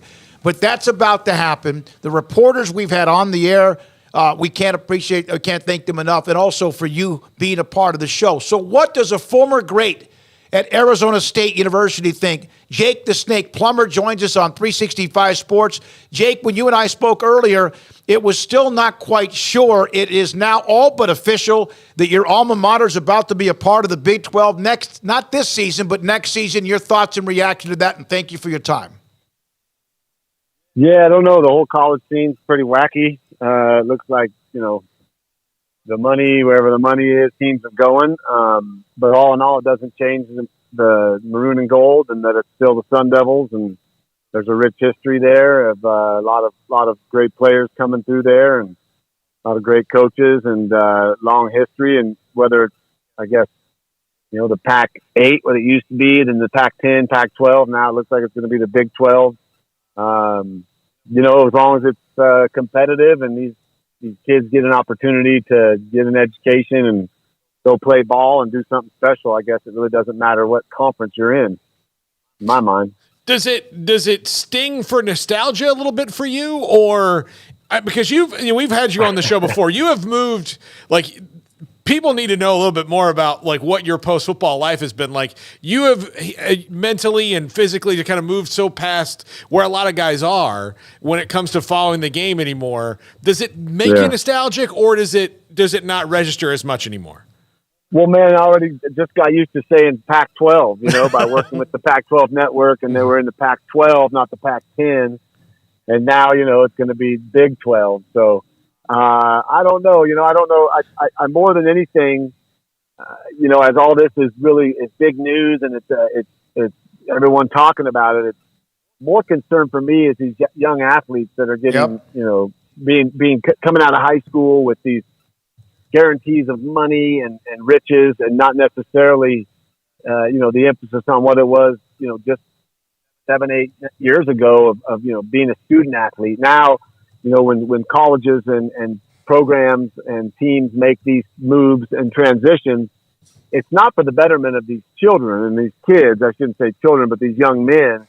It's all for, money and purposes of having money and being able to be competitive with money and clout and ego and who's the best team and can we compete with the SEC and can we have a team represented in the national title game. And I more or less have more of a concern for the athletes that are coming out of high school, given these guarantees of all this money, and then they go and they play. Where's their motivation anymore? Because for me, I played for ASU. I played for the Maroon and Gold. I played because I was getting an education, and I played because this college gave me an opportunity with Bruce Snyder, and Bobby Petrino, Danny Cassetto recruiting me. They said, if you come here, we feel you're a very key, important ingredient, maybe the missing ingredient to building this national title team that we want to build here. And I thought, what the hell? That's the only coach in the country that told me that. And so I went, and we damn near did it. Bruce Snyder engineered and had great coaches and players. And so my heart and soul was into playing ball for ASU, and not to make $100,000 or $250,000 or to get a car for me and get a house paid for. And my motivation was to play ball for the Arizona State Sun Devils and to win a national title. Then I knew that riches would come after that. You could go play in the NFL if you stayed healthy and took care of business at the college level. But now, where is the motivation here? What is that motivation? And how many players benefit, but also how many get left behind and still have all the injuries, all the wear and tear, the mental anguish, and have to then cope with that post-career when they're still young men. They're in their mid-20s, early 20s. So as it's a big move for ASU, it's a big move for college football. I think it's more of a move for the industry of college football, not necessarily a very good move for the kids that are really the most important thing in my mind, because they're the action on the field. They're the ones we're going to watch. We're not going to watch the commissioners of these conferences or the coaches or the the presidents of these schools or the ADs of these schools have a meeting, we're going to watch these young men put it down on the field. And I think as long as they're rewarded and they're, maybe looked after for long term, something set aside for them with all this money and all this cash generated, something set aside for them long term. So when they turn 35 and their knees start aching when a storm front comes in, they don't have to go pay for that. They've got some kind of like insurance set aside for what they laid down for the Arizona State Sun Devils in the new Big 12 conference. There's got to be a way to take care of these athletes and long term better than we are. Although, hey, this is a good move for the conference and for the teams. So be it. What does my opinion matter really when it comes down to it? Jake, we appreciate that, your transparency, honesty from a perspective of where you have been and where you are now. Could you imagine the Arizona State, let's say Arizona was out the door, and they have been. And then Arizona State, I think they've been kind of scratching and clawing. Dr. Crow was doing everything he could for that not to happen, although he was taking heat because of what the future and reality was. Can you imagine if their rivalry was split up? Yeah, I mean, that's a long-standing, one of the oldest rivalries in the country, and it has a lot of rich history, being from the same state. We've seen it in other states. We've seen it in other, big-time games that have been split apart because of the realignment. So, for both teams to go, I guess that's a good thing. Although, the main thing is just being competitive. If ASU can go and be competitive and they don't change their logo, as long as Sparky's still on the sideline and the colors stay the same, it doesn't bother me where they're playing. I mean, I'm still going to root for the Sun Devils. I'm still going to pay attention to what they're doing there and give my help when it's needed and go, visit the new coaching staff. I like Coach Dillingham. I think he's born and raised there in Tempe and has a lot of heart behind what he wants to do there. The main thing is just winning ball games. As we saw with, Dion coming here to see you, does it matter? It's a bunch of news, but does it matter unless they win ball games? And not that winning is the only thing, but in this scene of college football, if you don't win, you're out the door. So back to the kids, back to the players, as long as there is something set aside for them, that a lot of them are realizing, this game of football only lasts a certain amount of time. If you're lucky, you can play through your college career. And if you're really lucky, you get a few years in the NFL. And then if you're blessed by some guardian angels or whatever you want to say, you can have a 10-year career like I had in the NFL, and then set yourself up for financial freedom and the ability to be able to do a lot of good for not only your family and friends, but a lot of good for, any charities or raising awareness for any sorts of causes like what I've been behind with health and wellness and the opportunities I've had to start a company, Umbo, to bring the word out that there's a better way to go about your health and wellness. I mean, those doors opened up because I was able to pick and choose what I wanted to do. And these kids that don't get that opportunity that maybe go through some injuries or still are getting, their bells rung, their bodies beaten up. I think that hopefully there's some plans in place to allow, like a former NFL player, after 5 years, we don't have insurance. But these college players, none of them have insurance when they get out of college. They got a degree, hopefully. Is there a way to set some funds aside for their, long-term, not financial security, but just, physical security so they can go get some of these things taken care of? Because playing football, regardless of realignment or Big 12, it's a physical game. And it takes a toll on your body. Yeah. By the way, I was going to ask you about Umbo. I had a bar at the Super Bowl at Radio Row. Really liked it. It was quite tasty. They're damn good, huh? Yeah, they are really. They are quite good. And look, you mentioned it, mushrooms and all this. Like, I was going to ask you how it's going and how Umbo's doing, and because it was really, I'd never even thought about having a mushroom bar before.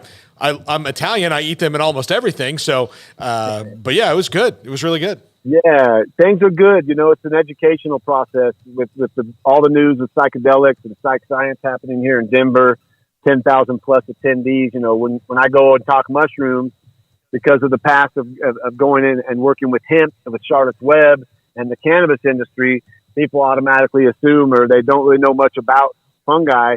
They think I'm trying to give them a bar that has psychedelics in it. And that's ridiculous. I mean, I am a believer in what psilocybin and all that can do, but we have to be really careful as we approach, decriminalizing that.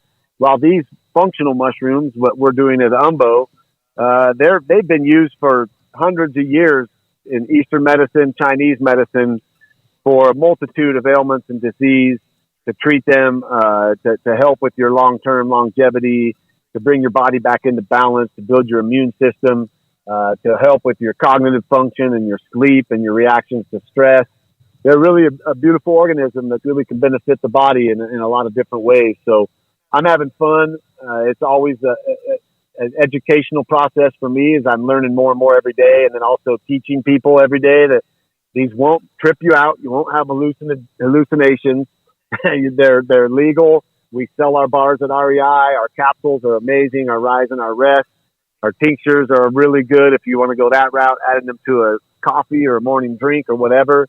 But if you're not putting mushrooms into your daily supplements, you've basically eliminated an entire food group from your intake, and it has a lot of benefits. It'd be like, cutting out vegetables. When you pop them back into your body, you start feeling the benefits of that. And so it's an education process. I'm having fun. For me, it's just my path and my journey has been a fun one. I still pay attention to football. I just don't get that involved like I was back when I was working for the Pac-12. But I still enjoy watching, young men go out and put it down and fight for something they believe in. Jake, we are good friends with Phil Snow, who was the defensive coordinator here at Baylor. He was the DC at Arizona State when you were there. He has told us, particularly just to razz Smokey, the Nebraska fan, stories about that fantastic game that you guys played against them. He's got a billion stories. I mean, he's been everywhere, but just wanted to bring him up. And I know he wasn't your coach, but he was around, and he is an unbelievable guy to just hang around and talk to. Great coach, man. We had a really good offense. What happened between 95 and 96 was that we added a couple guys, Derek Rogers mainly, and the scheme on our defense was just awesome. And Coach Snow doesn't get a lot of credit for orchestrating being the D coordinator for that team, for that defense. They were strong, man. They bailed us out on offense many times. But yeah, that 96 season was really special. A lot of great coaches. And I had 4 quarterback coaches in my career. And first was Bobby Petrino, and then Hugh Jackson, and Dan Henson, and John Pettis. And so, Hugh Jackson and Bobby, both head coaches in the NFL. I got to get coached by them as a young man at ASU. So, we had a lot of great players, but we did have a lot of great coaches, Phil Snow being one of them. Jake, we appreciate it. I hope your trip is going well. I know you're up near the mountains in Wyoming, I think you told me, and enjoying that trip. We appreciate it. We've had you on during Super Bowls on Radio Row, and having you today on this, what is a huge day with the Big 12, Arizona State, and Utah. That's about to be official sometime later on today. We appreciate it. Yeah, wow, it's wild. Things are always changing, so anybody listening, though, if you want to go to getumbo.com, check us out. Go read up on it and do your own research. And if you want to feel better, there's a tool there for you. So thanks for the opportunity, guys, to speak and share my thoughts. You too. Thank you for what you bring to the table as well, and also the website that he gave you at the end. When we come back, we're going to have Paul's top 5. I did see this one. Garrett, did you have the Chip Kelly tweet from it seemed like 4 days ago? This was an interesting note on Chip Kelly telling Ben Block, telling UCLA media, or whoever was there, on Big Ten travel, we won't play any games before 12:30 our time. So that would be 3:30 kickoffs wherever they go if it's to the East Coast. So we'll stay on our same time schedule because we'd leave Friday, play a game, which would be noon for us, 3 for them, Saturday, and come back. Now, that is before the Oregon-Washington thing, which is where they've been playing back and forth for years. But can Fox guarantee that? Was that something where they will make sure that USC, UCLA, and then now perhaps Oregon and Washington would not play anywhere before what would be 12:30 their time? That's going to be interesting to kind of manage that. If they can't, great for the schools who are going to be headed to the East. What about those going to the West? Are they going to play any games at night on the West Coast? Could 7 o'clock could be 9 o'clock or 10 o'clock? He says that now when he didn't know about this other stuff going on. I don't know if that will necessarily hold true for all of them. I'm sure they're going to try to do that for the majority of them. Yeah. Because if you want LA eyeballs, putting them on at 9:30 in the morning is a pretty stupid thing to do. Yeah. It just is. Because even if the majority of people are awake that aren't college students, A, and B, so if you're going to say, all right, hey, we got this UCLA-Wisconsin game, great. It's on at 9:30 your time. I don't think that's going to do well in the LA market that they want. Yeah. They're going to need to push it. So Super chat from Charles Barkey, who had a big one with us yesterday as a Ute fan. Thank you, Big 12, for holding the door open for us. Happy to be home. We have so much to get to. We will come back to summarize before we go to the break with the top 5. Oregon and Washington are headed to the Big Ten, 24-25. By the end of tonight, most likely you will hear the official announcement of Arizona State, and Utah to the Big 12 in 24-25. That's for right now the two biggest parts of this. We've had every guest we could imagine based on time, reached out to even others based on time they had or we had, and what a day it has been. And a shift of momentum from earlier this morning when it appeared, at least what I have been told by many, was just a last-second stalling tactic that perhaps the Pac-12 was going to get all 9 remaining schools to sign a grant of rights. That dissipated over 90 minutes or so. And here we are where we are today. This is 365 Sports. The future's bright. The time is now. College is what you make it. It's a late-night pizza run and all-nighters coding a new project. It's having big dreams and making them a reality. It's a professor who knows your name and your story. It's preparation for your future, your calling, your life. And at Baylor, it's even more. Baylor, where lights shine bright. Stepping into the boots of a U.S. Army officer can add confidence and leadership skills to your son or daughter's career path. See all the things they can achieve in our boots at GoArmy.com. U.S. Army Waco Recruiting Company, 254-598-8131 or 254-776-1543. Pizza, burgers, and Bears football. There's no place around Waco that serves them all other than Bubba's 33. Come show your green and gold and enjoy some of Waco's best food and beverages while watching your favorite team, the Bears. When real Bears fans get hungry, Bubba's 33 is the #1 spot for ice-cold drinks, hand-stretched, stone-baked pizzas, and bacon-infused burgers. Join us for indoor or patio dining. Bubba's 33, Waco's restaurant and proud supporter of Baylor Bears football. Sick 'em, Bears.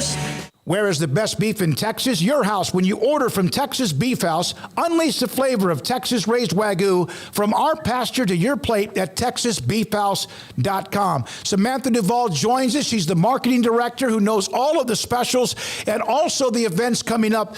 And thank you very much, as always, for your time. So all of these holidays are over. We've hit the meat of, literally, of the summer. And your thoughts about as you hit the month of August and into football season, Samantha? Football season's right around the corner, so that means it's perfect time for tailgating. The best time to grab our hamburger patties is right now through the end of July. We still have our sale going on with our regular patties and our jalapeno and cheese patties. They're $12 a package, so that's 4 patties to a package. It's perfect for the time for football. Gather all your family around. That way you can grill it up. Where's the best beef in Texas? Your house. When you order from Texas Beef House, unleash the flavor of Texas-raised Wagyu and how they age it as well. From our pasture to your plate, TexasBeefHouse.com. There are 26 letters in the alphabet, over 600,000 words in the dictionary, and just 3 of them said together can change everything. Let's order pizza. Those 3 words lead to dough made from scratch and 3 fresh signature cheeses that blanket golden crust in a heavenly melt on Marco's Pizza that'll blow your mind. So visit Marcos.com to order and stop by Marco's Pizza in Belmead, China Spring, Woodway, and in Robinson. Marco's. Pizza lovers get it.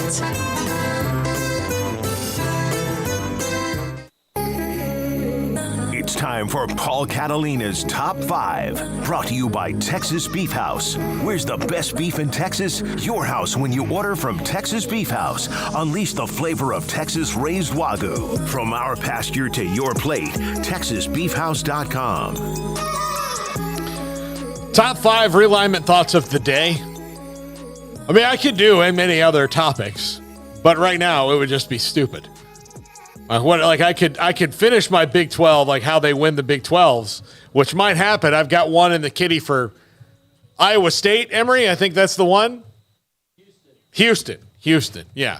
Yeah, we already did Iowa State. It's just been so long with all these realignments. But number 5, if the Pac-12 is in fact no more, then do the ACC and Mountain West Conference move up a rung on the playoff ladder? Now, Bill Hancock, of course, kind of rained on that parade a little bit, saying they're going to make the appropriate decisions when they have to. So I'm kind of worried that they're not going to go stick their neck out and go, well, we said the top 6. Well, now that one of those conferences is gone, we're not going to do that anymore. It's going to be the top 5, and then they'll just add an at-large bid. Okay. I mean, I think that, like, they've never been all that altruistic before to these leagues, and I don't see any reason to start now. Yeah, I thought they would. I wish they would. Is that? I know the FSU, ACC, all that. I know that that's going to take center stage here even more so. But this is what's next, right?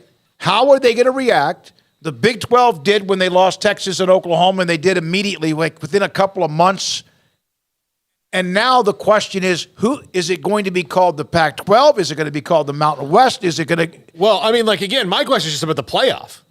Here. So, like, if it's the top 6, does now that mean that the AAC and the Mountain West have a better opportunity? Because it doesn't matter the name of the conference, but the better opportunity, absolutely. If it ends up being, but Bill Hancock kind of maybe said, well, it may not be like he said. Well, they'll make that appropriate determination when they have to. Yeah, I know. So, and I don't.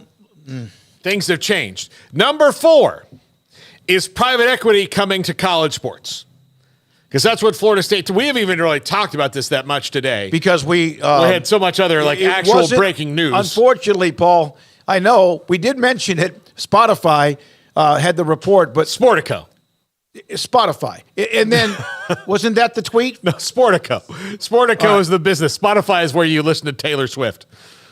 Oh, okay. Yeah. Can you listen to Disturbed on Spotify? Probably. Okay. Yeah. Whoever they are until they get pissed off about Rogan being there. All right, so but Florida State the answer to that is I would think it's going to invade the NFL, pro sports, and I think eventually it's going to invade. It's like gambling. Yeah, but see, so the private equity that we're talking about is not necessarily. So I know there's a meme going around about Saudi Arabia. I don't know if the money that Florida State is looking at is necessarily coming from them. The report from Sportico says J.P. Morgan Chase, which is an American company, but they, of course, take money from everywhere, and Sixth Street Partners, which is an American company, but I don't know where all their money comes from, but they have like $65 billion. Is that out of Austin, Texas? Yeah, absolutely is. And so Sixth Street Partners, they are one of the firms. They've got a partnership in the Spurs, Barcelona. There's another college or another European soccer team. They also bought a national women's soccer league franchise, the highest valuation for that. So they are in this. So Florida State has gone to be a part of this, and there are laws in Florida that may allow them to do this maybe differently than other states could. So as private equity coming to college sports, and if Florida State does it, who else is not far behind doing it? Because it's not like they're going to be the only ones who are like, we thought of this before all the rest of you guys. All right, no, we get all the private equity funds. Well, no, I agree, but you know what? We know about some of the businesses or professions that sponsor sports, pro or college, beer, right? But gambling was a no-no. Mm-hmm. And now you see the spots, the various sports books or whoever. FanDuel, what's the other one? DraftKings. You see them, they're everywhere. And then, of course, it's a no-no to talk about ED. Now you see those commercials everywhere. Am I right? And then you're going to have this will be a part of it. Just like whatever can develop the money, create the money, help people pay the bills and or survive, yes. Yeah. What are you laughing at? Just a funny comment. Nobody would get it except for FSU people. Oh, okay. All right. It was a pretty funny thing. Number 3. We should have about 10,000 FSU people who watch because. You would think, yeah. Which Pac-12 schools will have new presidents soon? We know Stanford will. Arizona State, I wonder about Michael Crow. And I'll say this. He has done things for that university academically that there was probably a time they could only dream of. And they have taken the step. They are on the cutting edge of a lot of things in Tempe on the academic side. On the athletic side, they've kind of lulled into mediocrity. And being one of the biggest universities in the country, the kind of ridiculously diverse student population that comes from all over the country to go there, they've got a lot of things going for them. So athletically, it should be a no-brainer that, a down year should be 8-4 in football. They should be an NCAA tournament team in basketball just by waking up in the morning. They used to have the best baseball program you could possibly imagine at Arizona State. All the things should be good there, but they've just not been. And for university presidents, these are the things that get you fired. Really. I mean, you see it all the time. They can navigate a lot of the educational pitfalls and wind through, but I've seen it happen here twice at Baylor, where the presidents that got fired and let go, John Lilly and Ken Starr, they got let go. Ken Starr because of a crisis in athletics, honestly, about all of that went on. And then John Lilly, who had other issues. I mean, there were other things that were going on, but the thing that pushed him across the line was he wanted to change the logo. It wasn't. I mean, that was the thing that pushed the straw that broke the camel's back, was messing with sports. You mess with things like our traditional. That you get on the wrong side of that. By the way, Matthew Tolman back to Florida State. What if Florida State defaults on its loan? Does J.P. Morgan take over management of the school? Yeah, I mean, that might be better. So, no, I don't know. By the way, Sarah Stock said her joke was they'll take possession of all the Bubba Burgers in Tallahassee, which are these. Oh, okay. Yeah, they do. Number 2, how long will we hear about the ACC now? Because once the dirt is kicked on whatever's left of the Pac-12, the focus turns to the ACC and how Florida State reacts. And like Brett McMurphy believes they'll be the first one over the wall. But what does that mean? How much will we hear about that? Is there anything that Jim Phillips can do to stave this off at the pass? Because Florida State, and if you go and read the minutes or watch back any of that Board of Trustees meeting or hear what was said, there were a lot of things thrown out there, and you can take the numbers that they put out how you want them or apply them how they are. But the bottom line is that Florida State as a university believes that they are top 20 in spending in their athletic departments in the country. They, have a great history when it comes to football, and they believe that they should be making the kind of money that particularly the cross-state rival is in Florida. That's what they want to wake up in the morning and get the same check that Florida does, and they've got to figure out a way to do that because the ACC situation was signed this long grant of rights that seemed like this great idea at the time, but really has now put the ACC in terms of now they have to deal with winding up as the 4th place conference revenue-wise. And so whether Florida State's right to do this or not, or whether it's smart to do this or not, that remains to be seen on how this all works out for them. But the ACC now moves into that Pac-12 position of let's try to make these people happy. And it's so different because the Pac-12 had an expiring contract, and the ACC is just the opposite. Theirs feels like it's in perpetuity. Yeah, no, they're front and center now. How the Pac-12 reacts, how the ACC handles some drama, some unhappy people, at least one with the big ego right now, the Florida State, because they're on an island, at least for now. And then all of a sudden, after that settles down, others will be calling them going, hey, okay, well, let's talk. It's kind of like an election where – nobody wants anybody. Like right now, there's a lot of schools in the ACC that technically don't want FSU to win this argument, right? Because it would be bad. No, they just want FSU to take all the bullets, and then they can just jump on with it. Like, I knew it was a good idea the whole time. Vote for this guy, which is not the case. Yeah. In the months leading up to the election. Number 1, does the SEC react? Do they really need to? I mean, they are so strong and so powerful, I could see them reasonably saying, no, We don't want to help out any of these teams in the ACC. How many do they have after Texas and OU? They'll have 16. Okay. We're fine at 16. Our 16 is better than most. Yeah, I mean, I think they will react. I mean, you heard from all the powers that, or not powers to be, but all the, kind of big-time reporters that we had on the show that, they think the SEC will eventually have to react, but they can be so much more judicious than everybody else. I would be surprised if they don't at least, if they react, it would have to be through whatever happens to the ACC. Yeah. By the way, a question from Dustin Archambault, Arizona State. On the thing. If Florida State privatizes, then at what point does the government get really involved? These schools get federal funding. See, that's interesting because there's a law in Florida that apparently shields them and allows them to do this. So they're going to test that law.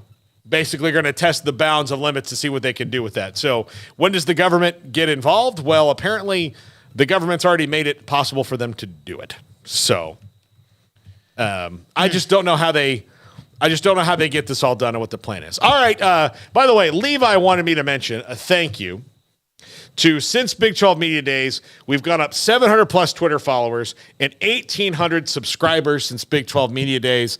Thank you so much for doing that. If you're watching this channel and not subscribing, we don't normally ask for subs. We kind of like to have things happen organically. But if you would like and subscribe, that does help. And it helps out any show you watch on YouTube. It does. It absolutely helps out. So if you watch a show regularly on YouTube, whether it's us or someone else, if you're doing that every day, like and subscribe. We certainly appreciate it when you do, if you get the chance to. Yeah, again, it's been a great run. Started early last week with the Colorado news, and then it was...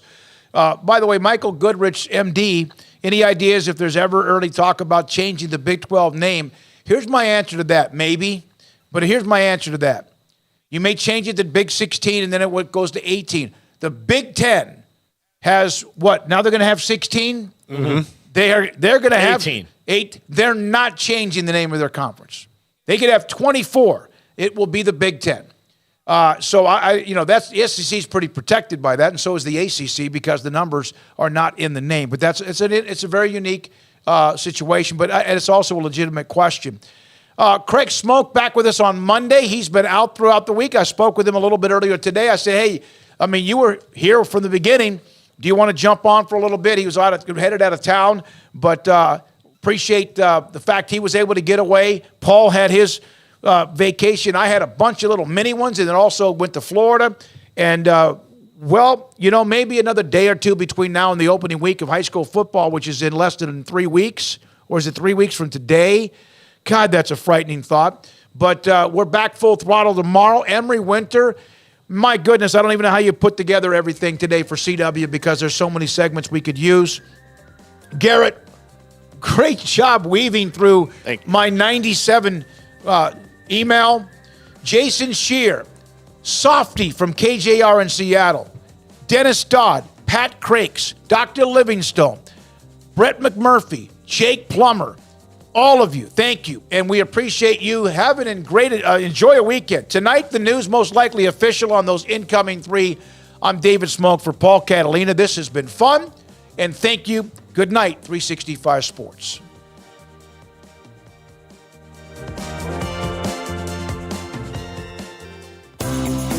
Ideal MRI is a small family business right here in Central Texas. We're open to support you while lowering the cost of healthcare bills. When you need an MRI, ask your doctor for an Ideal MRI. Visit us at idealmri.com or call us at 833-IDEAL-MRI.